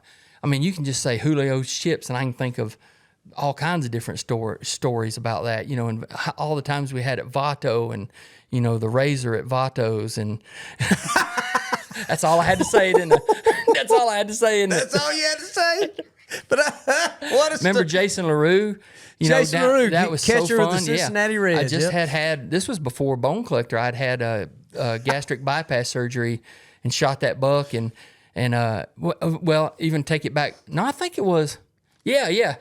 You had invited me, and I was borderline kind of that. You couldn't bait in Georgia. And right. I remember I was like kind of against baiting in Georgia, and like Glenn Garner had always said, yeah, Texas ain't like real hunting because, they, they pour out corn in Texas, and the deer even eat corn off the bumper of your truck when you pull off and things like that. So I had it in my head, because we didn't bait here, right, that it was, subpar. And then we went out there, and then, you were you, and just happy-go-lucky and just having a great time. And like, we'd go out there, and you were, precision corn baiting up for me. And, Mark Womack was with us, and he's corn baiting and everything like that. Jason LaRue was with us. And like, instantly, how many critters you see in Texas. I mean, when the fear goes off, it's just, there's so many stuff coming in. Like, after first day, I was asking Vato, reckon I can get an extra bucket of corn. Man, I instantly did a 180. Right, you remember that one time, I think we had set you up. You said, I don't know if I want to put any bait by my stand. I said, well, T-Bone, all these deer, we got pictures of our understand here around these feeders. Yeah. And we backed you off about 70 yards from the feeder on some trails that these deer were using. Yeah. And we didn't put no corn, or maybe a little, and that big buck come by, and he kind of just, and you was about to shoot, and he went by, and you say, I want double corn tomorrow. I want double corn. And I'm a quick learner, ain't I? Yeah, I want double corn tomorrow. I'm a quick learner. So, my morals went right out, and it reminds me of another time whenever we were doing a seminar. This was early bone collector days, and there was probably, 500-600 people in the audience. Me, you, and Nick was up there, and, and like, it was in North Carolina where baiting wasn't there. And you said, how many people right here are for baiting? And like, maybe 15% said, yay. And then like, how many people are against baiting? And overwhelmingly, most people was against baiting in North Carolina. Of course, this was, 15 years ago. Yeah. And said, oh, okay. Said, well, we was going to give away a free hunt to go with us to Texas and hunt over corn and stuff, but you guys ain't interested, so we're not going to offer it. And everybody's like, whoa! Dude, it's the ultimate in situational ethics, right? It is. It's so much. So, yeah, it just goes to show you, people argue and grumble about things that they can or can't do. So, yeah, it's just fun times, man. I mean, golly, there's just so many good memories. And that's why we get mounts and stuff like that. But, yeah, we all want to kill big deer. And I was going to say that, first come, first serve. If it's got to and we've all messed up and shot young deer, but nonetheless, if they come by and we think they got enough birthdays, it's first come, first serve. Yeah. Granted, we all want to kill 190s and 200s, but that's not going to be, if he's a good 130 mature deer. I mean, I agree with you, man. We've shot some good stunts. I think too, people are too self to judge based on where they're at in life, and their pursuit is to help or to dig deeper into where that person might be. Everybody's in a different place. Yeah. Prime example, nobody would have guessed you would have fought cancer or had to face that. Many people listening, many people have had loved ones, but it was devastating to you. It was devastating to all of us, and you lost your right leg. And so, it's the last trip you'd been on. It's been what now, 3 years? 3 or 4 years? No, 5 years since 5 years. 5 years since I got diagnosed with cancer this month, actually. And then it's 4.5 years since I lost my leg. So 4.5 years, you have not been on a trip where we hunted. No. And so prospectively, where you were at in life prior to that to where you're at now, and you see it every year, you come back here and you kill you possibly a nice buck, get you a couple does with a bow, and you're content. So depending on where everybody's at, and you look at what everybody's going through, whether it's financial situations, whether it's the loss of a loved one, whether it's a health crisis, your goalpost can change. So I would never be the guy that's going to be mad at somebody shooting a young deer, compound, crossbow, rifle. Yeah. Because being blessed that I feel like we have, one of the biggest blessings we've had is to stand at these shows, NWTF, the Iowa Deer Classics, Illinois Deer Classics, the Dixie Deer Classics, you name it, Buckarama's here in Georgia, and you shake hands and you meet people. And the one thing I've learned and totally appreciate is where everybody is in a different place in life. Everybody's dealing with demons. Everybody's dealing with trying to figure out how to provide for their family. So hunting, everybody's in a different place to where everybody don't hunt for a living. They hunt to give them the strength a lot of times to have the motivation to get back up and work Monday through Friday or Saturday, and if they can get a day or two out in the field. And so I think we're too quick, or so a lot of people are, to judge why would this guy, or call him names, or throw hate, and you don't even have a clue what somebody is going through, another man or woman. And I think it's unfair as to say what I have as a goalpost should be yours. Yep. I mean, some people would love to own 2,000 acres and a mansion on the hill. There's other people that would think if I had just a trailer that didn't leak and I could maybe have a window unit in it, this would be heaven to me. Yep. Same perspective be given to hunting. And so in America, I just think we're free to keep pushing the goalpost and make goals.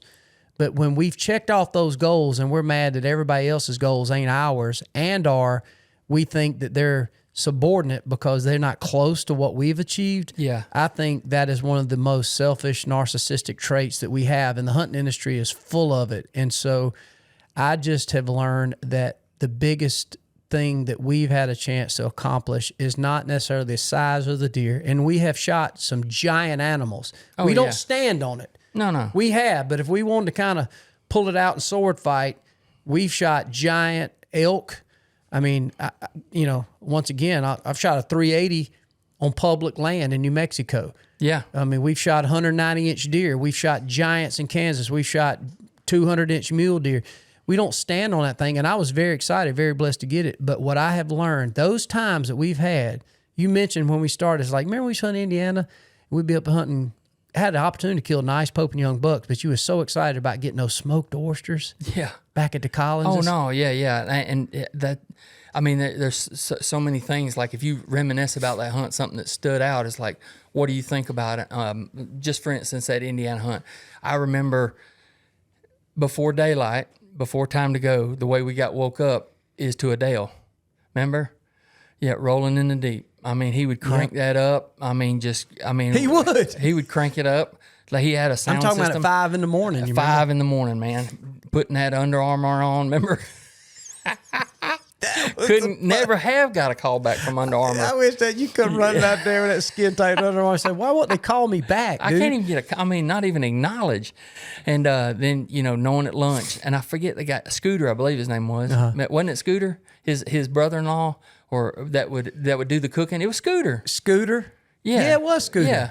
So Scooter would go work out in the mornings, and he'd have us stuff to take out. And then every day at lunch, or definitely dinner, we'd have hors d'oeuvres out there. And I could just, I've always liked smoked oysters, but how many times have you ever had smoked oysters in camp? They had them laid out every day. Like a smoked oyster with a Ritz cracker or a Townhouse, and then, about 3 different types of cheeses. Man, I'd get full on that. Little hot sauce on them? Yeah, man, I'd get full on that. I wish I had them now. I know it, man. Eat that for lunch today. I got 2 cans upstairs. God, I love that stuff. But to go back to like what you're saying, I'm glad that, 2 things. Like when we go to the shows, the ATA shows, or within this industry, and you're listening to podcasts and you're watching TV shows, there it seems like there is competition and or ego. I mean, it's just chest pounding a lot of it. And a lot of that goes on, and it seems like there's a fight for the top spot on the totem pole for ego a lot of times. I'm so glad that we based everything. Well, one, we came from nothing, didn't have 2 nickels to rub together. We've kept that core mentality, and we always go back to this, to the thinking of the blue collar worker, and just from us standing in line and talking to so many people, and we always revert back to that, because we came from that. We haven't lost sight of that. And within the walls of the outdoor industry, everybody has a, like these companies are building clothing, and there's building products and stuff, and they think everybody wants the best of the best of the best that's within that walls. But you got to put yourself in the blue collar worker. He can't afford to spend $800 on a suit to hunt in. He can't afford to spend $300-400 on a boot. I mean, you and I both bought Texas steers and sprayed them down with camp dry so that they'd be waterproof. That pleather. Yeah, exactly. I'm telling you, it looked like steer. leather. Yeah, Texas steer from Walmart. Like Kmart. Kmart. Yep. So, we come from that. We realize that. Let's we're getting to hunt so much, and a lot of guys that are in the industry, they work their hard, not in front of the TV or nothing, or not doing TV shows, but just salesmen and stuff. They'll get to go on several big hunts, because they're in the industry, and or they'll get a lot of time off in the fall to go hunt and stuff. So you're seeing a lot of social media pictures with people in the industry, and that's a great choice, and we should be appreciative of that. But everybody within the industry should think about the people that they're selling to. There's only about 5% of the hunters that can afford or that get the high end stuff. I mean, the best of the best every year. The masses are, like they have to work 5-6 days a week. They may only get to hunt, like they're going to church on Sundays. Mama wants Sunday for her. Friday night you're going to take the family out to dinner. Them guys may only get to hunt Saturday. That's it. That's all. And then out of that, the son's playing rec football, so they may only get to go, or soccer or something. They may only get to hunt like 4 Saturdays. Who are we in the outdoor industry to tell that guy that he should let that deer walk so that that deer could grow up to be 150 or 60? How do you expect to ever kill one? That dude just wants to scratch his itch and be in and a part of the club of all the people that he sees on TV and social media have killed big deer and stuff like that, because we are the entertainers. Yeah. We have done stuff that a lot of people ain't never going to get to do, and I don't mean that bad. I'm saying it from a blessed and humbled standpoint. I completely know We've got to do those kind of things, and they're looking at us as entertainment because they're scratching their itch through us, and they want to be a part of that. So when that guy kills that 8-pointer that scores 110, he only got to hunt 5 days this year. He says, man, I got to do what Waddell done. Man, I'm in the club, and we should celebrate him for that. And I'll be damned if somebody on social media is going to beat him up. I can't believe it, man. I hate that. I absolutely hate that. I was that guy, and I still am that guy at heart. You are still that guy at heart. Yeah. And we have been blessed. I don't feel even worthy of the opportunities I've got so many times. Yeah. I don't feel like I'm a great hunter. I don't feel like I'm great at anything other than the passion I have for a lot of things. And yeah, I mean, we can sit here and talk the technical bow stuff, which we did early in the podcast, and you learn that based on trial and error and just being totally engrossed in it. And so we've all learned. I mean, I'm that way with turkey. When people say, oh man, you're calling too much, you're calling less, like, I don't have to listen to it because I know how much I've studied in it. I still can make mistakes and call too much or do something, but man, I'm just so entrenched into understanding to speak turkey as well as I speak English. And so I'm not saying I'm the best, but I'm saying I have improved in my years of hunting turkeys and learning the language and learning how to use a call. But at the end of the day, too, the worst place I think people can be in, and there's a lot of people that are bitter and broke, but also have killed 180s and 190s because the value of these deer have went up, where, back in the day, me and you, just in our 50-something years on this earth, I remember when a bass had no value. You remember that? A bass was just a bass wasn't no trophy fish. Took up a place in the skillet. Mr. Scott come in and made Bassmasters, and you started fishing. But every fish you caught, whether it was on West Point or a private pond, you was having fun fishing, but you was fishing them to eat. When we first went deer hunting, we didn't know what we had, didn't have no trail cameras, whether it was public or private. We was happy to sit with a 30-06 up in a tree lounge and climb up a pine tree, tickle to death, come back, eat breakfast, and have a good time. But what changed was when we first got the first big buck and we first realized, oh my God, that was a cool feeling. Let me do more. Then all of a sudden, about the same time, other people started finding out about it. Then you got social media, you got TV shows. Now people understanding where to go. So now it got expensive. There's still things we can do that are not that expensive. I mean, you can coyote hunt. Don't cost you nothing. Anybody let you coyote hunt? Anybody let you squirrel hunt? Well, people can say, well, that's fine, but you ain't gonna kill no 180. I want to kill a 180. It's like, well, 180 wasn't always what you wanted. A 180 is once you got it. And so, the resources have definitely changed. And a 180 can be done. You just got to realize what kind of sacrifice it takes. That's correct. Yeah, you can still. It's attainable. You can still do it. So you have to pick and choose. But the guys that's killing the 180s, we don't need. They don't need to be looking down on the guy that's scratching his itch for killing 2 does or whatever. No. As long as it's legal, man, we should all. And support I also each other. don't have a problem with the guy who has really committed their whole life and spent every penny they had to continue maybe shooting a 180 or 200-inch deer. If that's fine, as long as they don't think they're any different from the guy who's shooting a 100-inch deer. The guy that shoots a 100-inch deer or kills a 200, there's really no different if you enjoy it. Now, what I have found, the people that can show up to a hunting club, cook camp chili, have fun, have smoked oysters, laugh. One guy's in camp, all he does is drink Busch Light, make sure the chili and coffee's made in the morning, and he's having much fun.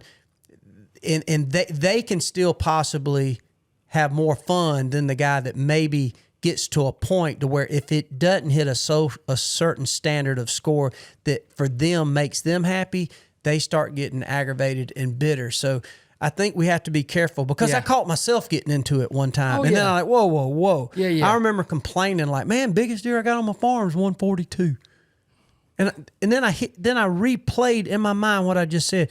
The biggest deer I have on my farm is 142. Yeah. And guess what I remember? My goal in life when I was at Big Buck Trading Post, when I would come up to Archeries Unlimited and we're trying to figure out how to tune a Pro Eliminator or old PSC, freaking whatever just it was. Wish you had a farm. I just wish I had a farm. And all of my goal was to kill a 125-inch deer that would be considered Pope and Young.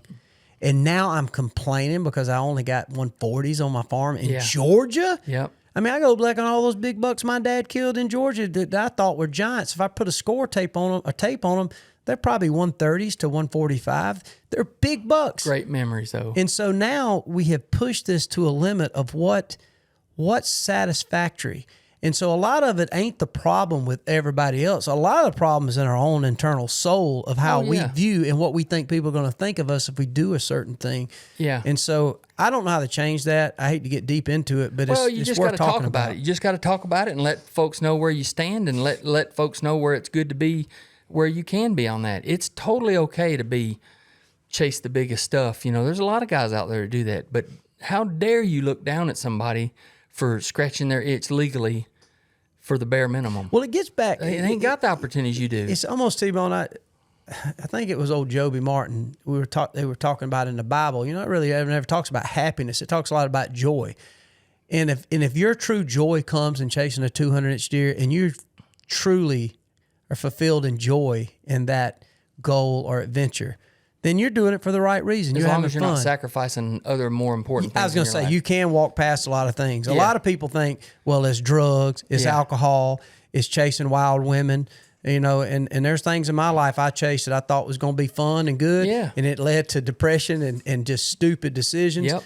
And the same, a lot of times, you know, there's some good Christian men that run out there and chase big animals and walk past everything in their life and be a complete dick. Completely, just a complete asshole. Yeah. But yet they think they're on the moral high ground. They got this identity of like, I'm good. I don't drink. I don't do drugs. I don't cheat on my wife. And it's like, man, dude, you have totally, there's a lot of different ways to be disloyal to others. Yeah. Oh, yeah. Some of those things I named in the beginning, those are obvious things. And it's not in the 10 Commandment, thou shalt not become a dick hunting big whitetails, but somewhere in there. It is number 29. I think coveting that big white, I think it's in there somewhere. So I don't know, man. It's a deep story, but God, man, I'm so excited knowing you this many years. I do want to get. I got something for you too. Yeah, dude. So let's switch it up because we in some ways we're beating a dead horse. We've talked about it. I want everybody to know how we feel about it, but. You know, that really, when you was mentioning about back in Indiana in that camp, I want to ask you something. Okay. We've both hunted Montana and the Milk River, right? You know, at the Cormans. Yep. Okay. What are 3 of your fondest memories about Milk River and hunting at the Cormans? We could do this about all the places we've hunted, but that just reminded me, like, I know what I think about there, but I want you to name like 3. When I answer it, can you tell me what yours are right after and see if they compare? Yeah. All right. Yeah. It's like, what are 3? Milk River, Montana. Yeah. Just like core memories, I would say number 1 is the smell of breakfast and coffee that Miss Corman always made us a big breakfast.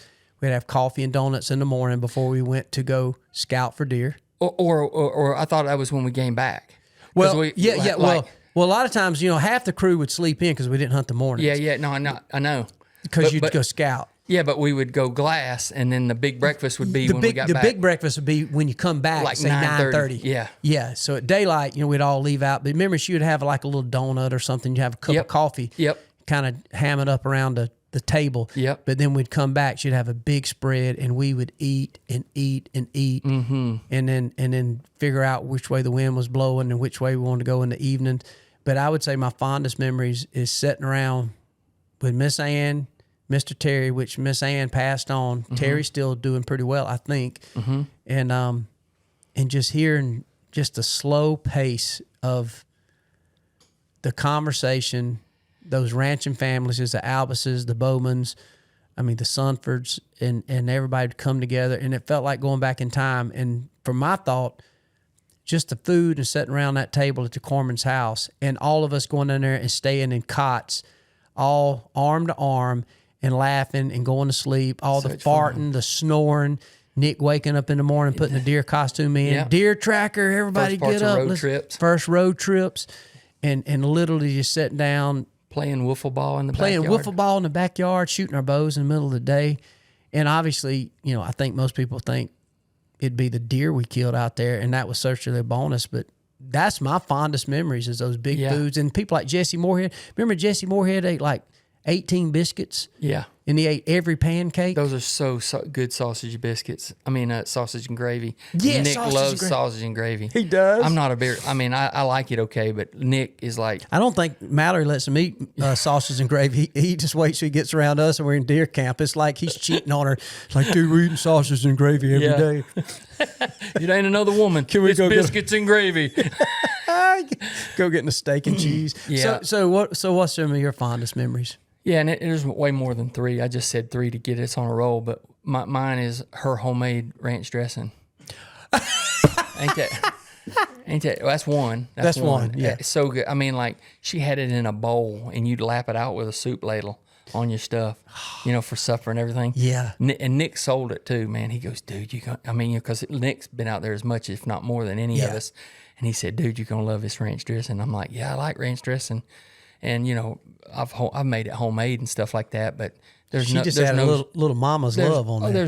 There's no store bought that even will touch it. Period. Homemade's best, and hers was just like hands down. And any food in deer camp just seems to taste better. Another thing was Terry took his little bulldozer and drove it out there to the buffalo drop for us. And, carved out and let us look for arrowheads and buffalo stuff. So I remember that. And remember, it's just a step back. Like, you got the teepee rings and, knowing all that? Knowing that, from days back of what's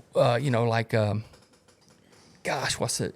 Kevin Costner, Dances with Wolves. Dancing with Wolves. And just remembering all that kind of stuff and similar setting, similar type setting, and knowing that the Indians, I kind of started learning more and more about that, because you think that the big broadheads are broadheads, but when actually the real small ones, what we call bird points, are actually the ones that they put on the arrows. And what they would do is shoot the buffalo, not knowing that they couldn't kill them with their bows and arrows, but they would just aggravate them and push them and push them and push them, knowing that they'd push them off that buffalo drop. Run them off the cliff. Run them off there, and if 100 went over, probably 4 of them died. And that's how they would get them. That's smart. I'm gonna eat. Basically, herd them up. So to get some of those artifacts was neat, and to see that. So that's 2. And then Miss Corman telling us, because she's a male person, that her route.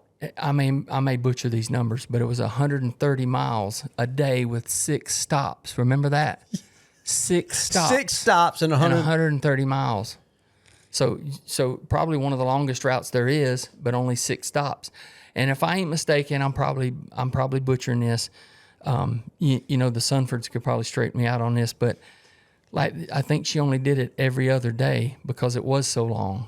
I think I do. Rather than doing that every day, it was just understood you only get mail every other day, because it was so long. They would just wait for 2 days worth of mail to do the 130-mile loop on that. So, and then the bridge, the famous bridge. Yeah. It's like, but all things, and Jesse, remember when he was going to smoke up and started a fire out there, and Mr. Corman lost his mind. It's so dry out there. You don't start fires. I mean, that was just like, I mean, he might as well have been playing with a grenade out there. And Mr. Corman got madder than fire about that. Yeah. Oh, Jesse was like a big kid anyway. And then I'm probably going to out Steve Finch kicked his dog. Remember? Oh, dude! Remember Steve Finch kicked Daddy's dog? He kicked his dog. Oh, dude.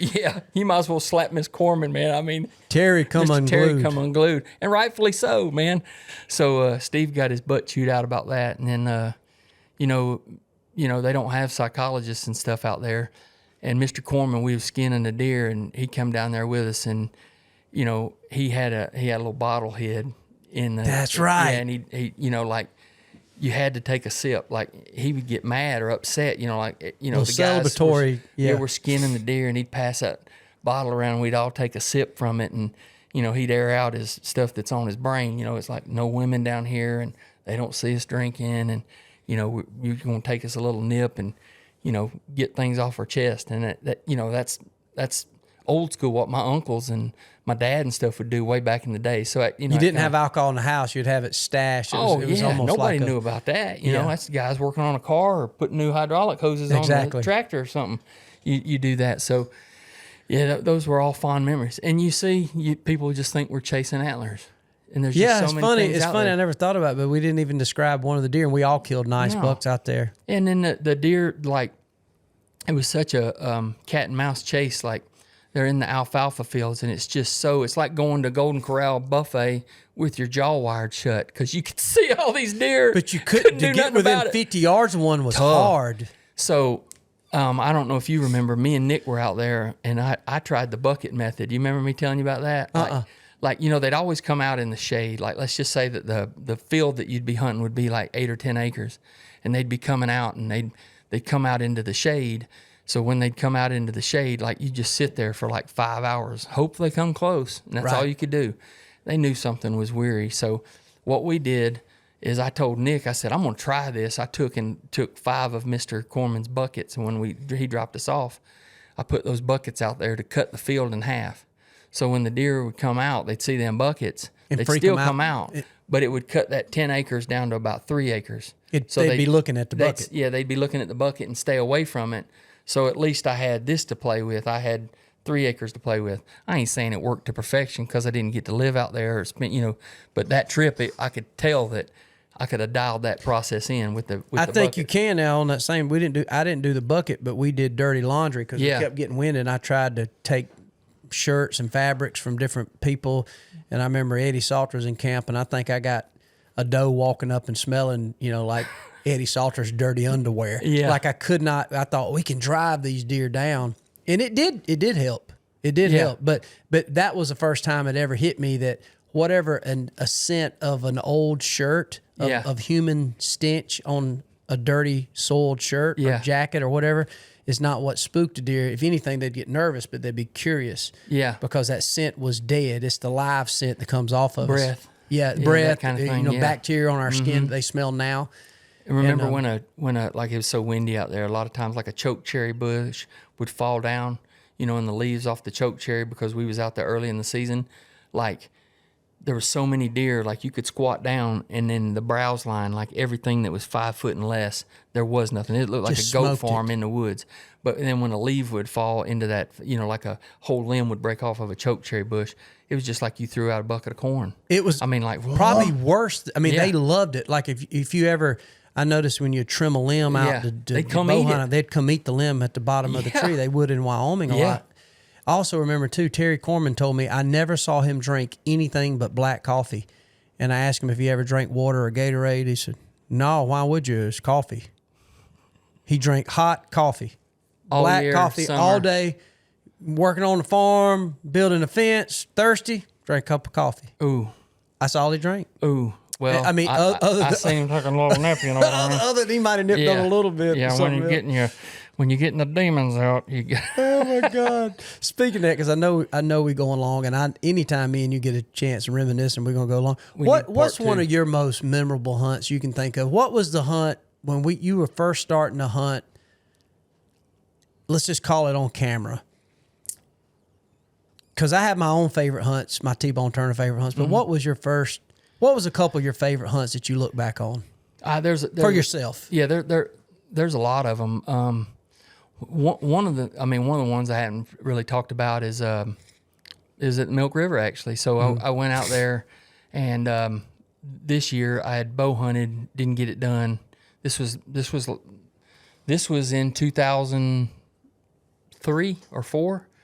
David let me go out there and didn't get it done, and then was going to go back, and he said, "You guys, Nick was with me too. Nick, and make sure you get it done. Because that's a big expense to go out there for everything." And I didn't know how the whole, the film and stuff. I was just getting my feet wet and all that kind of stuff. So I'd been on a few hunts, but he sent me out there with Nick, and it was where bow hunting for 2 or 3 days, and then it switched to rifle season or muzzle loader. I forget, but I used a muzzle loader. But we got there the first couple of days.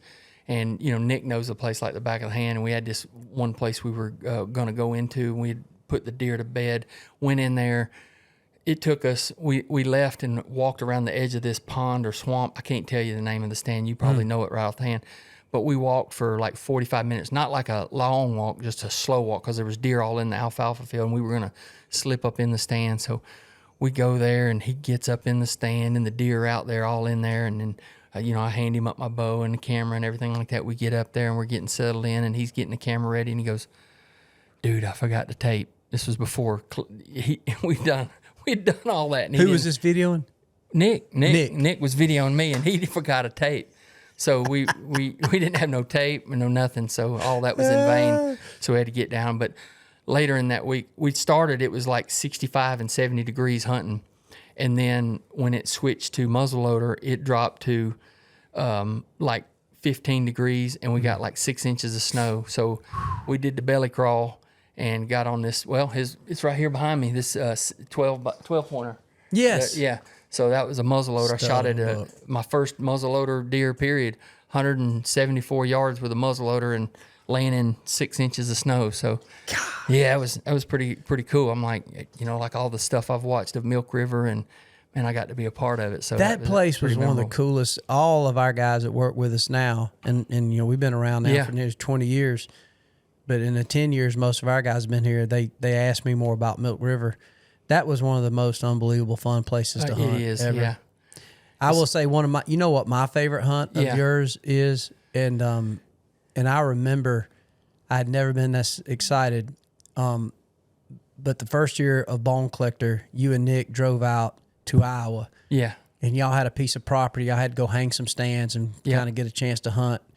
And obviously you had lost a lot of weight in that time frame, and so you were going to be able to get up in a tree, and y'all went and hung stands and set up in there. And I don't forget how many days into it, but you shot a stud, like a 160s kind of deer. Yeah, it's upstairs. Yeah. I mean, just a giant. And I never get, I think you might even have shed a tear. I did cry. Nick was fired up. I was going to tell that story, but I've told it so many times. I feel like, it was a culmination of things, because I'd been putting in for that tag before Bone Collector. And I was like, I'm going whether we're doing Bone Collector or not. I mean, I was going, but it just so happened we started Bone Collector. And I'm like, heck yeah, we're going, Yeah. I was planning on going like 2 and 3 and 4 times. I talked to Lee and Tiffany. I'd put in for their area. I hunted with them for a week. Remember, Squeedunk filmed me, and didn't get it done. And then went back at the end of October, and we had that land. Lee and Tiffany had a bunch of people coming in or something that they couldn't, but I was not going to go. So, we got permission with some friends of ours that had some property, and actually Gabe met us over there. And old Gabe Adair. Yep. And he just said, killer. Yeah. Oh yeah, he Great just said, guy. Here's this land, don't know nothing about it. And there was no cell phone cameras or nothing like that. We put up Just some went trail hunting. cameras. Instinctive. Yeah, just exactly. We just threw it up. It was just me and Nick, and we just kind of figured it up. And, you talk about the pride factor. We rattled him in, like young buck. He come up and started cutting up the hill, and snort wheeze brought him back down and shot him. And, first year Bone Collector, I'd lost my, the people that I'd sold my store to, that store got seized by the FBI. That's a whole other story in itself. That is wild. So I really didn't have a job other than the hopes and dreams of, hope that Bone Collector was gonna go, and then I was going to. We built this house. I was building this house. I'm like, man, I was going through a lot mind wise, and I said, I'd always my dream at that point was just to kill a 150 in the Midwest with my bow, and I'm like, I'm done. You know, that'd be all I could ever hope for. So all of them things came together, you know, with us starting Bone Collector and the pride factor of, you know, Nick drove down with his Toyota 4Runner and the little rabbit trailer. And he had them wheels. They wasn't big as my release. We were staying in, Paul Fountain had a rental house. And, you know, I'd called him, Primo's guys had always hunted with him. And they had this old farmhouse right beside a fertilizer plant. And he had there. And I said, how much is it? And he said, it's $85. And I said, really? And I thought, man, that's cheap. And he goes, yeah, you know, that's not bad for a week. $85 for the week. For the week. Yeah, but dude, I'm telling you, we limited out on rats in there too. It was worth $85 a week, maybe. Yeah, and the floors all rolled to the center. You could drop a marble or a ball in any room, and it'd all make its way right into the side of the living room. I mean, it'd come from any room in that house, and it'd make it right there. It was just like sloped like this. There was no flooring underneath there. But it was perfect. I mean, all that made for great memories. Yeah, made for great memories. We skinned it out right. We brought it back, took pictures there, and then we went to Lee and Tiffany's and skinned it out and took pictures and kind of celebrated with them and stuff. That's cool, man. Yeah, that was a great memory. You know, just the start of everything. You know, us doing Bone Collector, and I remember I was telling the story the other day how we was going to start Bone Collector. Remember we talked about all three of us going to Africa? Yes, that was original thought. Yeah, and we was do something kind of crazy different. For 30 days, we was going to hunt and have a competition. Like whoever won the 40-yard dash got an elephant tag, or you know, we had talked about all that, or who could shoot the bullseye got to go shoot a line, or you know, we had worked with Aaron Nielsen and the guys Corey Knowlton, at the time, and the hunting consortium. And we were I don't even know if Cohen and Ryan have ever even heard that story. Yeah. That was our original thought. Because really there was just not enough time with you hosting road trips and hosting the Gander Mountain Show. There just wasn't enough time for hunting in the fall. So it's like, man, we can knock 13 episodes out in 30 days over there. You know, Finch and Womack was filming and producing.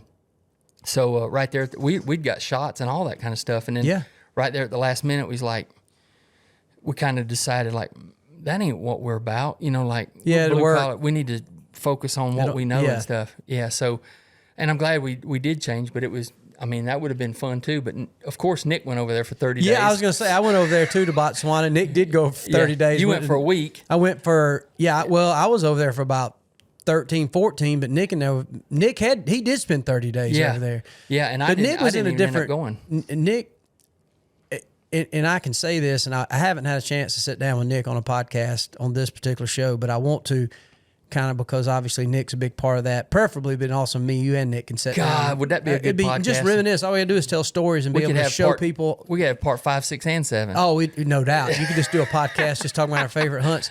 But we did go over there. I remember I had an opportunity to hunt an elephant, but I really didn't want to shoot an elephant, so Aaron shot the elephant. That was so funny. And then Nick and I hunted, and we had a blast. We bungee jumped off the Victoria Falls Bridge. It looked safe. Yeah, dude. Yeah, the next week, a freaking woman fell to her death over there. Or I don't know if she died. I don't know how a bungee cord could break and you fall that you could have survived. But yeah, and I remember looking at this thing, and they wrapped like a beach towel. It looked like it was freaking retired from Daytona Beach in 1979 in this little harness that was less than what I had and what we now have in our Malta harnesses that we wear. The ropes were all frayed, and it was some guy, and there's freaking people dying of all kind of diseases. Everybody's impoverished, and the only person that had money was Mugabe. And I remember these, and I was like, man, is this safe? Oh, you're very safe. You're very safe, sir. And I'm like, I don't know if I believe you. It's safe till it ain't. And Nick I've never seen Nick. Nick's not an anxious person. He's not. No. And he was hyperventilating because I said, Nick, I'll do it if you do it. He's scared of heights, kind of. He's terrified of heights. Yeah. Except, obviously his desire to hunt. He'll get 20, 30 foot up in a tree. Yeah. But he's scared of him. He don't like it. He makes him do it. Yeah. And Nick was over there, and he said, I'll do it, but you got to do it first. I said, I'll do it if you'll do it. And Nick was over there. Yeah. He couldn't breathe. I can't effing breathe, dude. I can't breathe. Are we really doing this? I was like, we're going to do it. And I remember they had techno music playing. There was a train crossing the bridge. You couldn't, the smells and, just all the Afrikaans walking around there, or Zimbabwe. I was just like, what am I doing? But once I committed to it, I wasn't going to back off, and I did it. And we got to break dancing with the tribal people there. Yep, that was so around funny. the fire, and we did all that. And even going back, talking about Bone Collector's start, I remember the first... one thing. Go ahead. But remember me telling you that if I was to do that, like when y'all got back, man, if I was to do that, at the time, Chevrolet was running that ad where they took that S10 Blazer and they had a bungee cord and they threw it off a bridge to show you how tough it was. I'm like, that's the bungee I'm going to use. I want the one out of the Chevy ad. I want the one out of the Chevy ad if I'm going to jump off that thing. A funny story, and it's fun that we can kind of share these stories about Nick while we're here together. But talking about Bone Collector, I remember we met at my house and sat in my barn. And I said, guys, here's an idea. And I said, and literally when I thought of Bone Collector, the first two people I called, and luckily you guys jumped right in on it, was you and Nick. Because I was thinking I wanted fun people that I wanted to be around. And then plus I was extremely busy and blessed at the time. I was still hosting Realtree Road Trips on Outdoor Channel. And then Gander Mountain had hired me to host We Live Outdoors.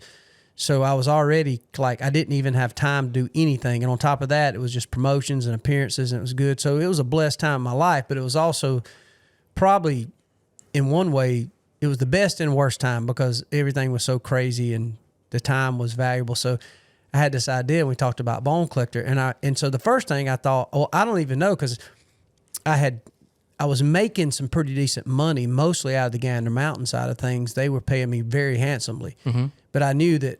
Well, honestly, that's how we was able to start. Yeah, and I was like, man, if I can buy this airtime, sit down with Jeff Wayne at Outdoor Channel, negotiated the airtime, which was ridiculously expensive at the time, and trying to figure out how do we get cameras, buy cameras.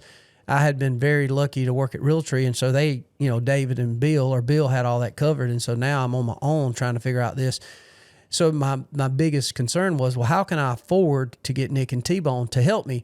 And you were coming off your archery shop, and you've always been a very thorough and solid business person. Like you run an archery shop, but you'd always done good. You was very good with money. If you was making $10,000 a year, you was living within your means, or if you was making good money and you had a successful archery shop business, you had just sold that. And so I was sitting down, I remember you were asking questions like, what can we do? What can we expect? And I said, well, here's what I could think I could afford. I said, I can carve this out of what I'm getting on these other shows, and I can pay y'all X amount of dollars a year if y'all go on 3 or 4 hunts with me. Just be yourself and have fun. I think I said, look, man, I can afford to cover $100 in tips. That's it. I'll pay for your trips, pay for groceries, whatever. And we was trying to figure out, I think I asked a question. I said, well, what's it going to take to get y'all be able to do this? And you didn't even answer. You said, you started answering questions, and Nick just stopped in the middle like you were saying something. Nick said, dude, here's the deal.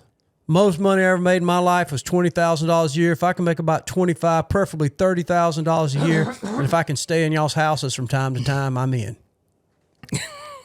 And I'm thinking, all right, Nick's in. T-Bone, now let's talk about your contract, because I thought, Nick, people do not realize. No, they don't. And Nick, just like everybody, all of us get a certain amount of hate. This is all the cat ever did. He was a guide at 7J Outfitters. No, it was a 3-season deal. I tell that story. I mean, actually, where we're filming this right here, this was Nick's home for about 2 years, remember? Oh, yeah. He lived here in the basement. I mean, he lived right here. Nick and this is where we started the interviews. Remember, we didn't even have a place to do interviews. We did them here. This was not even a man cave. This was just raw basement right after we built our house. And I think for the first year, maybe 2, we did all the green screen interviews right here. And then, once I got a couch, Nick was in. Nick has lived in every home of every friend he's had. Nick lived with you. And that's fine. He lived with me. Yeah. He lived with my wife, Christy. Now, he lived with her for 6 months or a year in a spare bedroom. Yeah. I mean, Nick was 100% gypsy. Oh yeah, dude. like before even like the road trip days, he would like he would guide and film through the fall, through hunting season, and then he would go live with his brother in Colorado. Remember? That's right. And he would cut hair, wakeboard, and ski board and ski all through the winter, and then cut hair in Denver. And then, like right at the first of the summer, he would leave from cutting hair and go stay with his other brother in California, Orange Beach, and surf until time to go to 7J again and or Realtree to film. He did that for forever. Forever. Just living on people's couches. The first house he ever bought, if I ain't mistaken, was him and Erica bought when he was dating Erica before Mallory. That was the first house he bought. Oh, yeah. Yeah, I think it was. And I remember, and hopefully Mallory don't listen to this because she might be jealous that Nick actually had a girlfriend prior to him being married to her. But I remember the first girlfriend I ever met that Nick dated was a girl out in Montana he was dating. And I remember we all met up. He said, man, I'm not far from my girlfriend. He said, man, it'd be all right if she comes over to camp and we go eat one night. And I said, man, I'd love to meet your girlfriend. She was a sweet girl.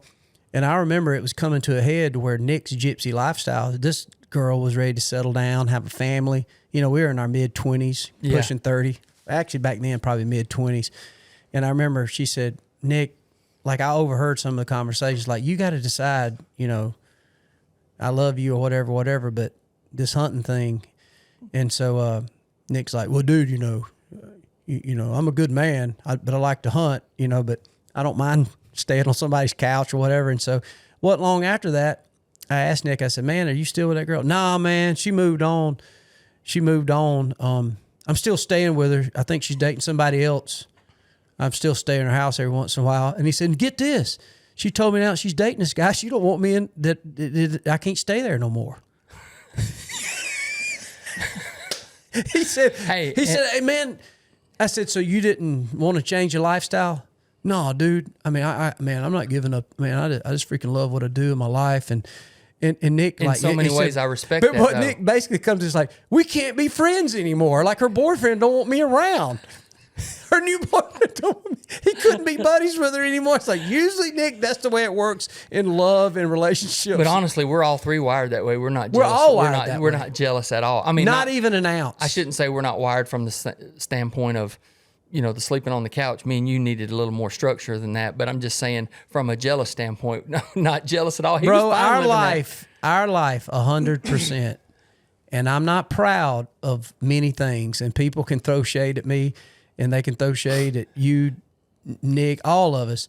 But our theme song should have been, Don't Worry, Baby. I might still can make Cheyenne. That George Strait song, Yep. like, you know, so happy to see you, can't wait to see you. It's like, well, no, don't worry about coming back home because I'm going to Cheyenne. it's like, well, you know, so much about you I'm going to miss, but don't worry, baby. I still think I can make Cheyenne. Dude's taking up to another rodeo. That was 100% us. Yeah, for sure. And I'm not saying it was right, but that was completely. And I got so much respect for Nick because there's so many people that, you know, they cave to the peer pressure or just like, hey, I'm 25 or hey, I'm 30.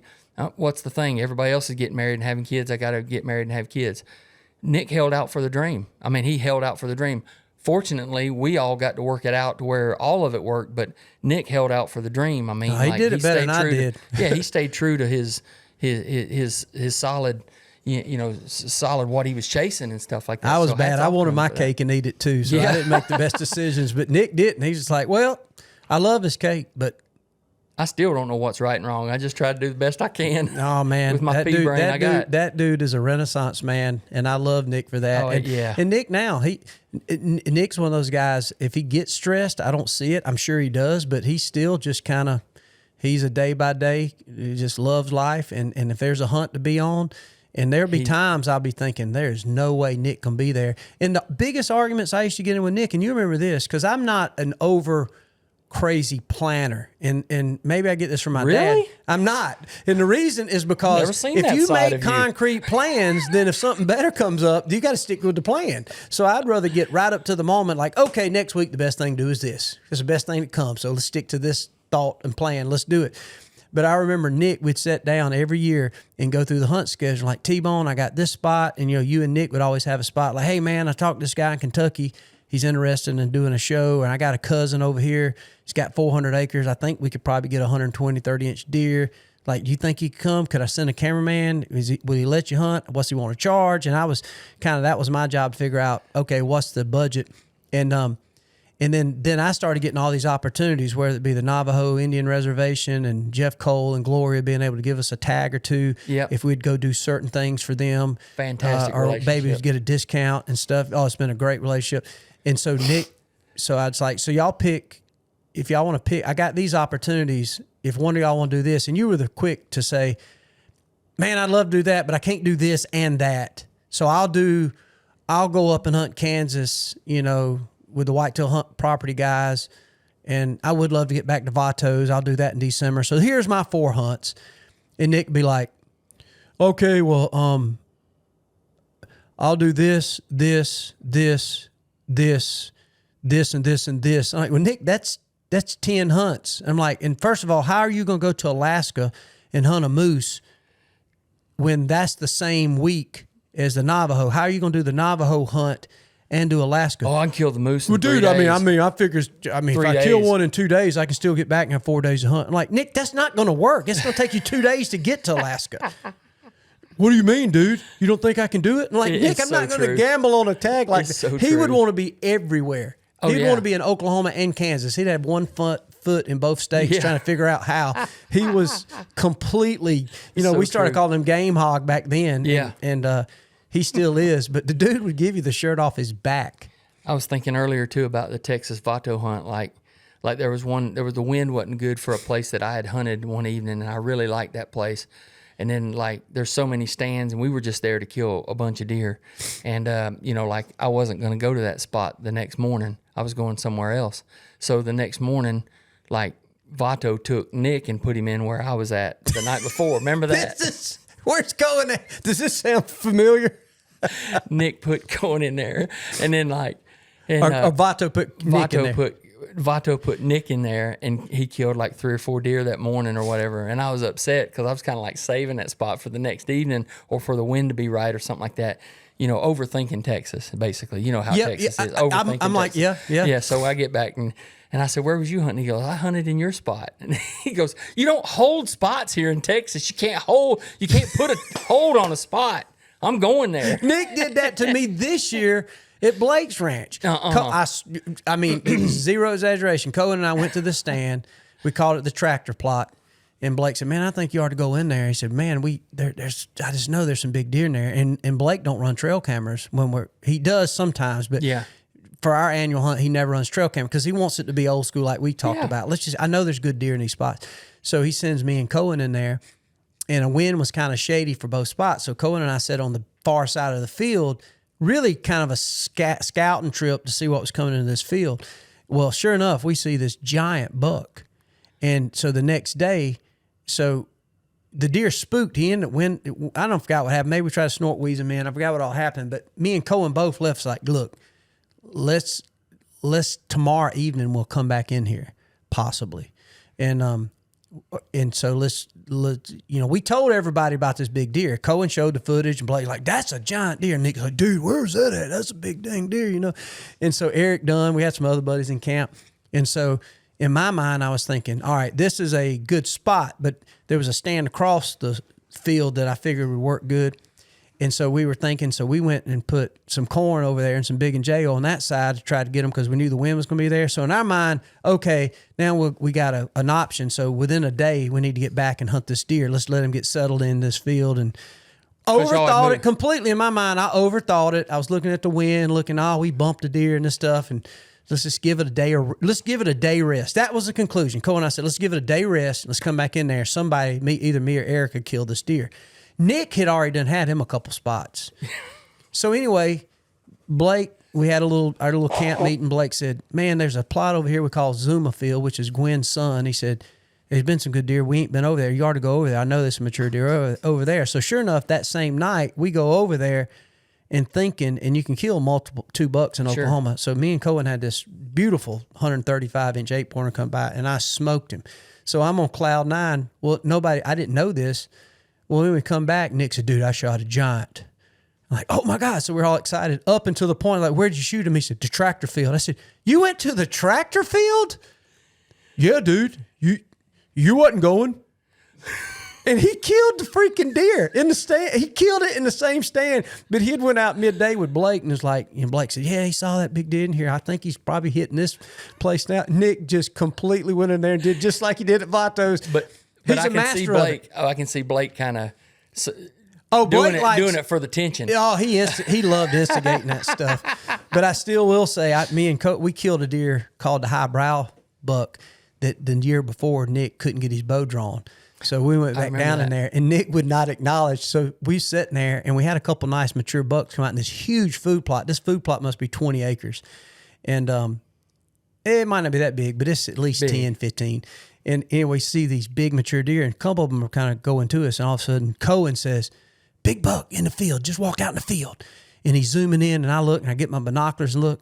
And about at the same time, Cohen and I was like, "That's the eyebrow time." We're freaking out. Like, this is the deer the year before Nick couldn't get his bow drawn, and we are freaking out. And this deer kind of messed around. All of a sudden, he is coming right to our stand. And I had just put out a little pile of, we had just come out with the bone collector blend of Big and J. Yeah. And it was one of the first places we had to try it out. So I just had poured a pile of it, just one bag of that plastic bag that deer come across, and he eased over corn. He walked and started eating in the Big and J, and he's dead facing me.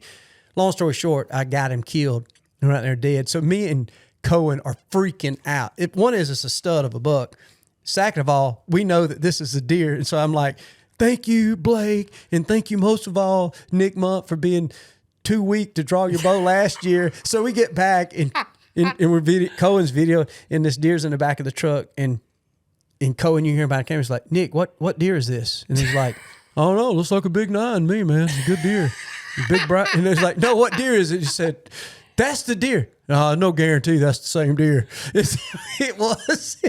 And so that was the only little bit of vengeance I got on Nick. Because if you didn't want Nick to go to a stand, you just better not tell him. Yeah. You just better not tell. Nick, you could leave $200 laying right here, and he might not have $5 to go eat at McDonald's, and he would not take it. Nick is, there's so many virtuous things about Nick, but you'd better not tell him about a gobbling turkey, a bugling elk, or a big buck. And especially now, what I've learned with Nick, there's a gray area. If you say, "Nick," pull him aside, like, "Nick, just so you know, I saw a big buck here. I don't want you hunting it." You got to be that blunt, because I want to hunt that. Or me and T-Bone are hunting. Blake just don't have enough property is what it is. Blake's only got 10,000 acres. He needs choices. And so Nick will use everybody's scouting at count. And so Eric Dunn was... He's listening and looking at pictures, and when you don't think he's listening, I mean, he is. And Eric Dunn, who, God, we laughed so hard. I wish we had some of that old video, and we went recovering this deer. And Eric just was uncorked on him. We were laughing so hard. "My God, all that I've heard about you is true. You are a gang hog, SOB. My God, I was so glad to get finally to hunt. We all got to hunt Blake's place. This is the last year we'll ever get to hunt. You got us kicked off another spot, Nick. Be proud of yourself." He was just on him, and Nick was just smiling. He didn't even care. He was just laughing like, "I got a 160 and you don't." Yeah. So he's like, "Well, kick me off next year, but I got him this year." But I might not be living next year. Speaking of memories, because I know we've been going long, but it's hard not to go long, and I like going long with man like T-Bone. But almost every animal I look around this room, I was either with you or I saw a video and you text me or call me after the successful hunt, whether it was, most of them are bone collector deer. But there's one thing I've been looking around at. I don't know, have a clue what it is. What in the holy hell is this sitting here in this little baby food jar? Yeah, that's all it is, a baby food jar. What is that? I was hoping you'd go ask. So, all right. I'm scared to ask. Looks like a cocoon, don't it? So, so you remember years ago when I was going to the NWTF, and I was driving up, and I got about just north of Chattanooga, and had some bad abdominal pains, and I turned around and went back. I talked to my dad the whole way back, and I kept leaning the seat back, and it was just hurting and hurting. I went straight to the hospital. Turns out gallbladder was going bad. Had to get my gallbladder, but certain levels were high or something other, and I had to stay in the hospital for 8 days. So no eating, no drinking, no nothing. All I could do is just like I couldn't even eat ice chips. I got to put a wet sponge on my lips is all I could do for 8 days in the hospital before they could do surgery to remove my gallbladder, because I'm just a tough SOB. Tough dude. Yeah, and just like let it go too long before it ruptured, but it had to go back down or something like that. So I didn't eat or anything like that. So that whole time, I ain't dropped a deuce, not one time while I was in there. So they do the surgery, and then I'm in the hospital for 2 more days. So we're sitting on day 10 or 11 in the hospital. I come home and I ain't pooped yet. And usually they don't let you go home without pooping. And I was more worried about that than the incisions or anything like that. I mean, like, I know how this works. You eat something and or you got something in your stomach, it's got to come out. I mean, you know, Yes. like clockwork, every day it's happening. And I ain't done that in 11 days. So I come home and I'm getting all comfortable. Michelle's like, look, I have got to go to the grocery store. You going to be okay? And I said, I know what's going to happen. It's going to hit me and I'm going to have a pain when you go. Oh, no, I won't be gone an hour. I'll be right back. Sure enough, she left. I went in the bathroom and I pushed and I pushed. And like in my head, I'm visualizing it's like, it felt like a softball trying to come out. I mean, it just would not come out. I mean, like air was coming that way, another. It was hurting. And, you know, you've had one that just stretched you out. Like I was just like beside myself. Finally, I mean, like something had to give. I'm sitting there whimpering like, I don't know. I didn't know what to do. I'm serious. Scared. Yep, scared. So I reached in there and I J-hooked that thing with that finger. And I pulled it out. And like everything went around it. I mean, like there was gushing stuff going around it, and I finally got that, and the floodgate broke. And I grabbed it. I mean, I pulled it out like that, and that is it. So I took, and it was hard. Saved it. It is hard as a brick, son. Look, I mean, it was just like. I saved it not for like, hey, I'm gonna tell Waddell about this one day. No, I saved it to show Michelle. So I put it, everything. I was smoking cigarettes. I was so relieved. I mean, I was like, oh God. So It's in your trophy room. yeah, man. Hey, so it was knocking on, not making so much noise like this. And I took it on a paper towel and put it on the porch back there. So when Michelle got home, I said, go look. And I said, Go look. I mean, like I was proud. Somebody's going to see this because I went through pure hell in that dang bathroom. I J-hooked it, pulled it out, and it did like that. And I thought, I was just going to throw it away. And I'm like, no, I ain't throwing that away. It was about double that size. It's So it's shrunk, dehydrated? It shrunk, yeah, but it's still good and hard, man. Oh, my God. It's still plenty hard. You got to be kidding. So, yeah. Actually, our producer, Cohen, noticed it like one of the first time he ever come up here. And he goes, what is that? And I told him, he's like, oh, God. So. How many years ago? That was like 2012 or 13. I think I still see your fingerprint impression where you J-hooked it out of there, son. Yeah, I did. It's got fingernail marks in there. But, hey, I'm so proud of that. So what better place to put it than on my shelf here on the trophy room, right there beside the goose buttholes. I tell you what. How many trophy rooms have you been of all the people we know? It's got a petrified turd in their collection. The bone collector and shit collector. Hey, true story. That could be made up. That's true story. And if you need proof, you can ask my wife. I think most men and women have experienced a similar situation, but I don't know that we've collected the obstruction. And as long as we've known each other, you didn't think that we could take our relationship to a new level. There's but we always did. something new. Always a new experience. That's right. We got to spend more time together. Oh, my God. That's so good. Get a gander at that, folks. Oh, my God. That's awesome. Well, speaking of that, I know that was a moment that when that happened, you felt healthier. Where is T-Bone? Because everybody asks, man, you're so loved. Everybody asks, how is T-Bone doing? Where's your health? Can you kind of, in closing, tell us where T-Bone Turner is? I'm doing good. Need to lose weight. Actually, supposed to start retatrutide, which is it's in trial. You know, like everybody's on the GL1s and stuff like that, GLPs and stuff. But I'll be not the Mounjaro, but this is a new one. It's a retatrutide. Supposed to start next week. My wife's lost over 100 pounds. She's been on Mounjaro. She's down. You wouldn't recognize her. She's down to like 161.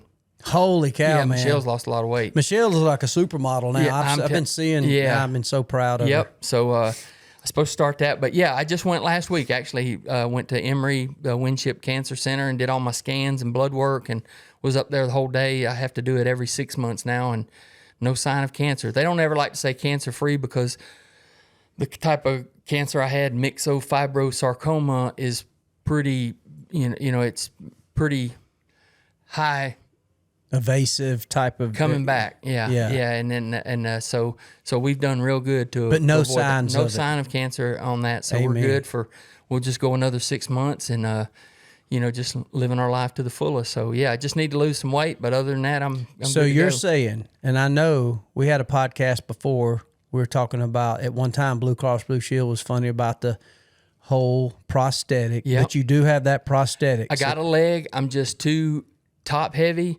And here's the thing is like, I have tried to use it and I can use it, but I can't have failure. And the reason why is because when you lose mobility, like if I was to fall, like I fell a few times and I hurt my shoulder and or elbow. And then once I do that, I can't use a walker then just regular daily stuff where like, as far as mobility of getting in and out of a truck or going to the bathroom or going to getting in the bed Now or you're doing really things. messed up, yeah. If I fall a bunch trying to use that, then I can backslide quite a bit. So I have to keep things safe. And, once I lose some weight and I'm not so top heavy and a little more agile, then, I'll start to try to use the leg. Another thing people forget about, this, but a lot of people don't. The left leg that I do have, I cut my 3 toes off in a motorcycle accident when I was 13. So I had a head-on collision with another motorcycle, and the foot peg and the gear shifter ripped my foot off. So I don't have. You have a jar with them toes in it anywhere? No, the toes got sewed back on. Yeah, matter of fact, I still got the toes. They're still on my foot. They just don't work. So, like, just for looks. Yeah, I don't have much agility. Basically, with the foot that I do have left, it's just a good stump. So I don't have, as far as balance and stuff like that, I don't have strength, or the toes don't work. The 3 toes are sewed back on, but they don't work. So, I can show folks. It's just it ripped the whole top of my foot off. So, Dang. Yeah, so the leg I got left is not a very good one. So I got to keep it healthy so that I can have maintain the mobility that I do have. So it's not that I don't want to. It's just you got to be real safe about the things that you do. Because if you fall, that's a big mistake. I busted my shoulder. So if you up could have again. pick and choose, you would have picked your left leg with the bad toes and kept your 5 good toes. Yeah. That just shows you how you never work. Lord works in mysterious I know ways. it. I had broke that ankle, so it was a little bummed up. I broke my right ankle playing football, but when we got rid of the leg, we got rid of that problem. But yeah, if I had my druthers, I believe I'd have rather had the right one, because I got to drive with my hands now because of my left foot. Whereas if I had my right foot, I could drive, gas pedal and stuff. Whereas kind of hard to train your left foot to cross over and drive like that. So I have to drive with my hands. And it's funny, Smeck says all the time, like we'll be going and I'll get a little fast, and he goes, back off that thumb, you're a little heavy on the thumb. Because that's how I have to drive, is with my thumb. He goes, getting thumb heavy. First man to ever burn out with a thumb. So, no, doing all good spirits. I can still bend a bow, work on bows, and get to hunt and scratch my itch here. So thankful that I was able to put together, a couple little farms here that I can still scratch my itch here and ride my 4-wheeler and, grow deer and stuff like that. So, no, I'm good, man. No matter how bad I got it, like I've said 1,000 times, it could always be worse. So, yeah, I'm good, man. And, I know what you mean. Man. Fortunately to, Realtree and yourself and, a lot of hard work between all of us, I've way far outlived my dreams, like I've said before. So, no, I'm good, man. If I don't kill another cockroach, I'm good. So the plan is lose some weight. Maybe you can get back on the prosthetic. So, not to put you on the hot seat, but do a little hunt or two. Yeah, get back on the road with us some, man. I would love to see that, dude. I'd love to go to Blake's Everybody place would love to see that. Oh, everybody. Blake, our friend Ike, and everybody. I got a problem, too. I got to get over, like, I can't stand being dependent on somebody. Like, to know, like, if I was to travel to do something, that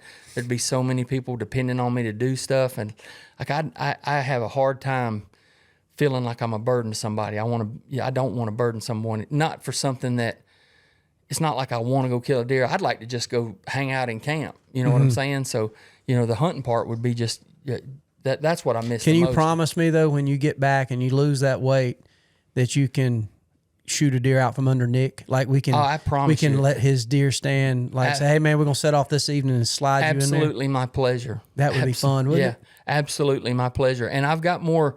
We'll save it for another podcast. I got some good poop stories involving Blake Shelton, too. But we'll save it for another. He's a poop collector too. Yeah. We got a group. We got a group chat. I'll save it for later. Gwen's so proud of that side of Blake Shelton. She's so proud of that. That's right.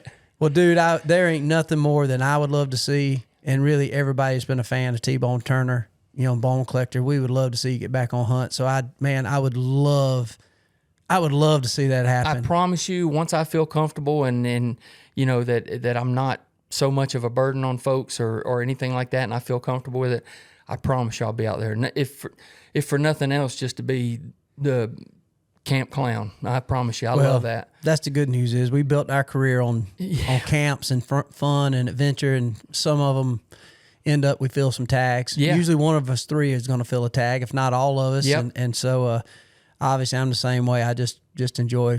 Man, I just love when you're around. It's so much fun when we're all hanging out together. But I don't want nobody worrying about T-Bone. I'm good, man. I'm in a good headspace. I mean, there's been a few days where you got the lip poked out, but honestly, man, I've been so blessed, and I'm so got so much to be thankful for, and I'm still grinding, like I always have. Yeah. So I'm working on bows and, working with, our partners and stuff like that, and, setting up bows and making sure people are successful. That's what got me started, is working on the people at Realtree, yourself, and stuff like that, and watching other people, if I can contribute to someone's, filling freezers and trophy rooms. So I'm still doing a lot of that. So, but I'm fine, man. I'm blessed. My wife's retired now, and my son moved out into his own apartment, and things are going good, man. I'm all good. The bill collector ain't knocking on the door, so we're good. That's awesome, man. Well, that's why everybody's always loved you, T-Bone. Down to earth, rooted.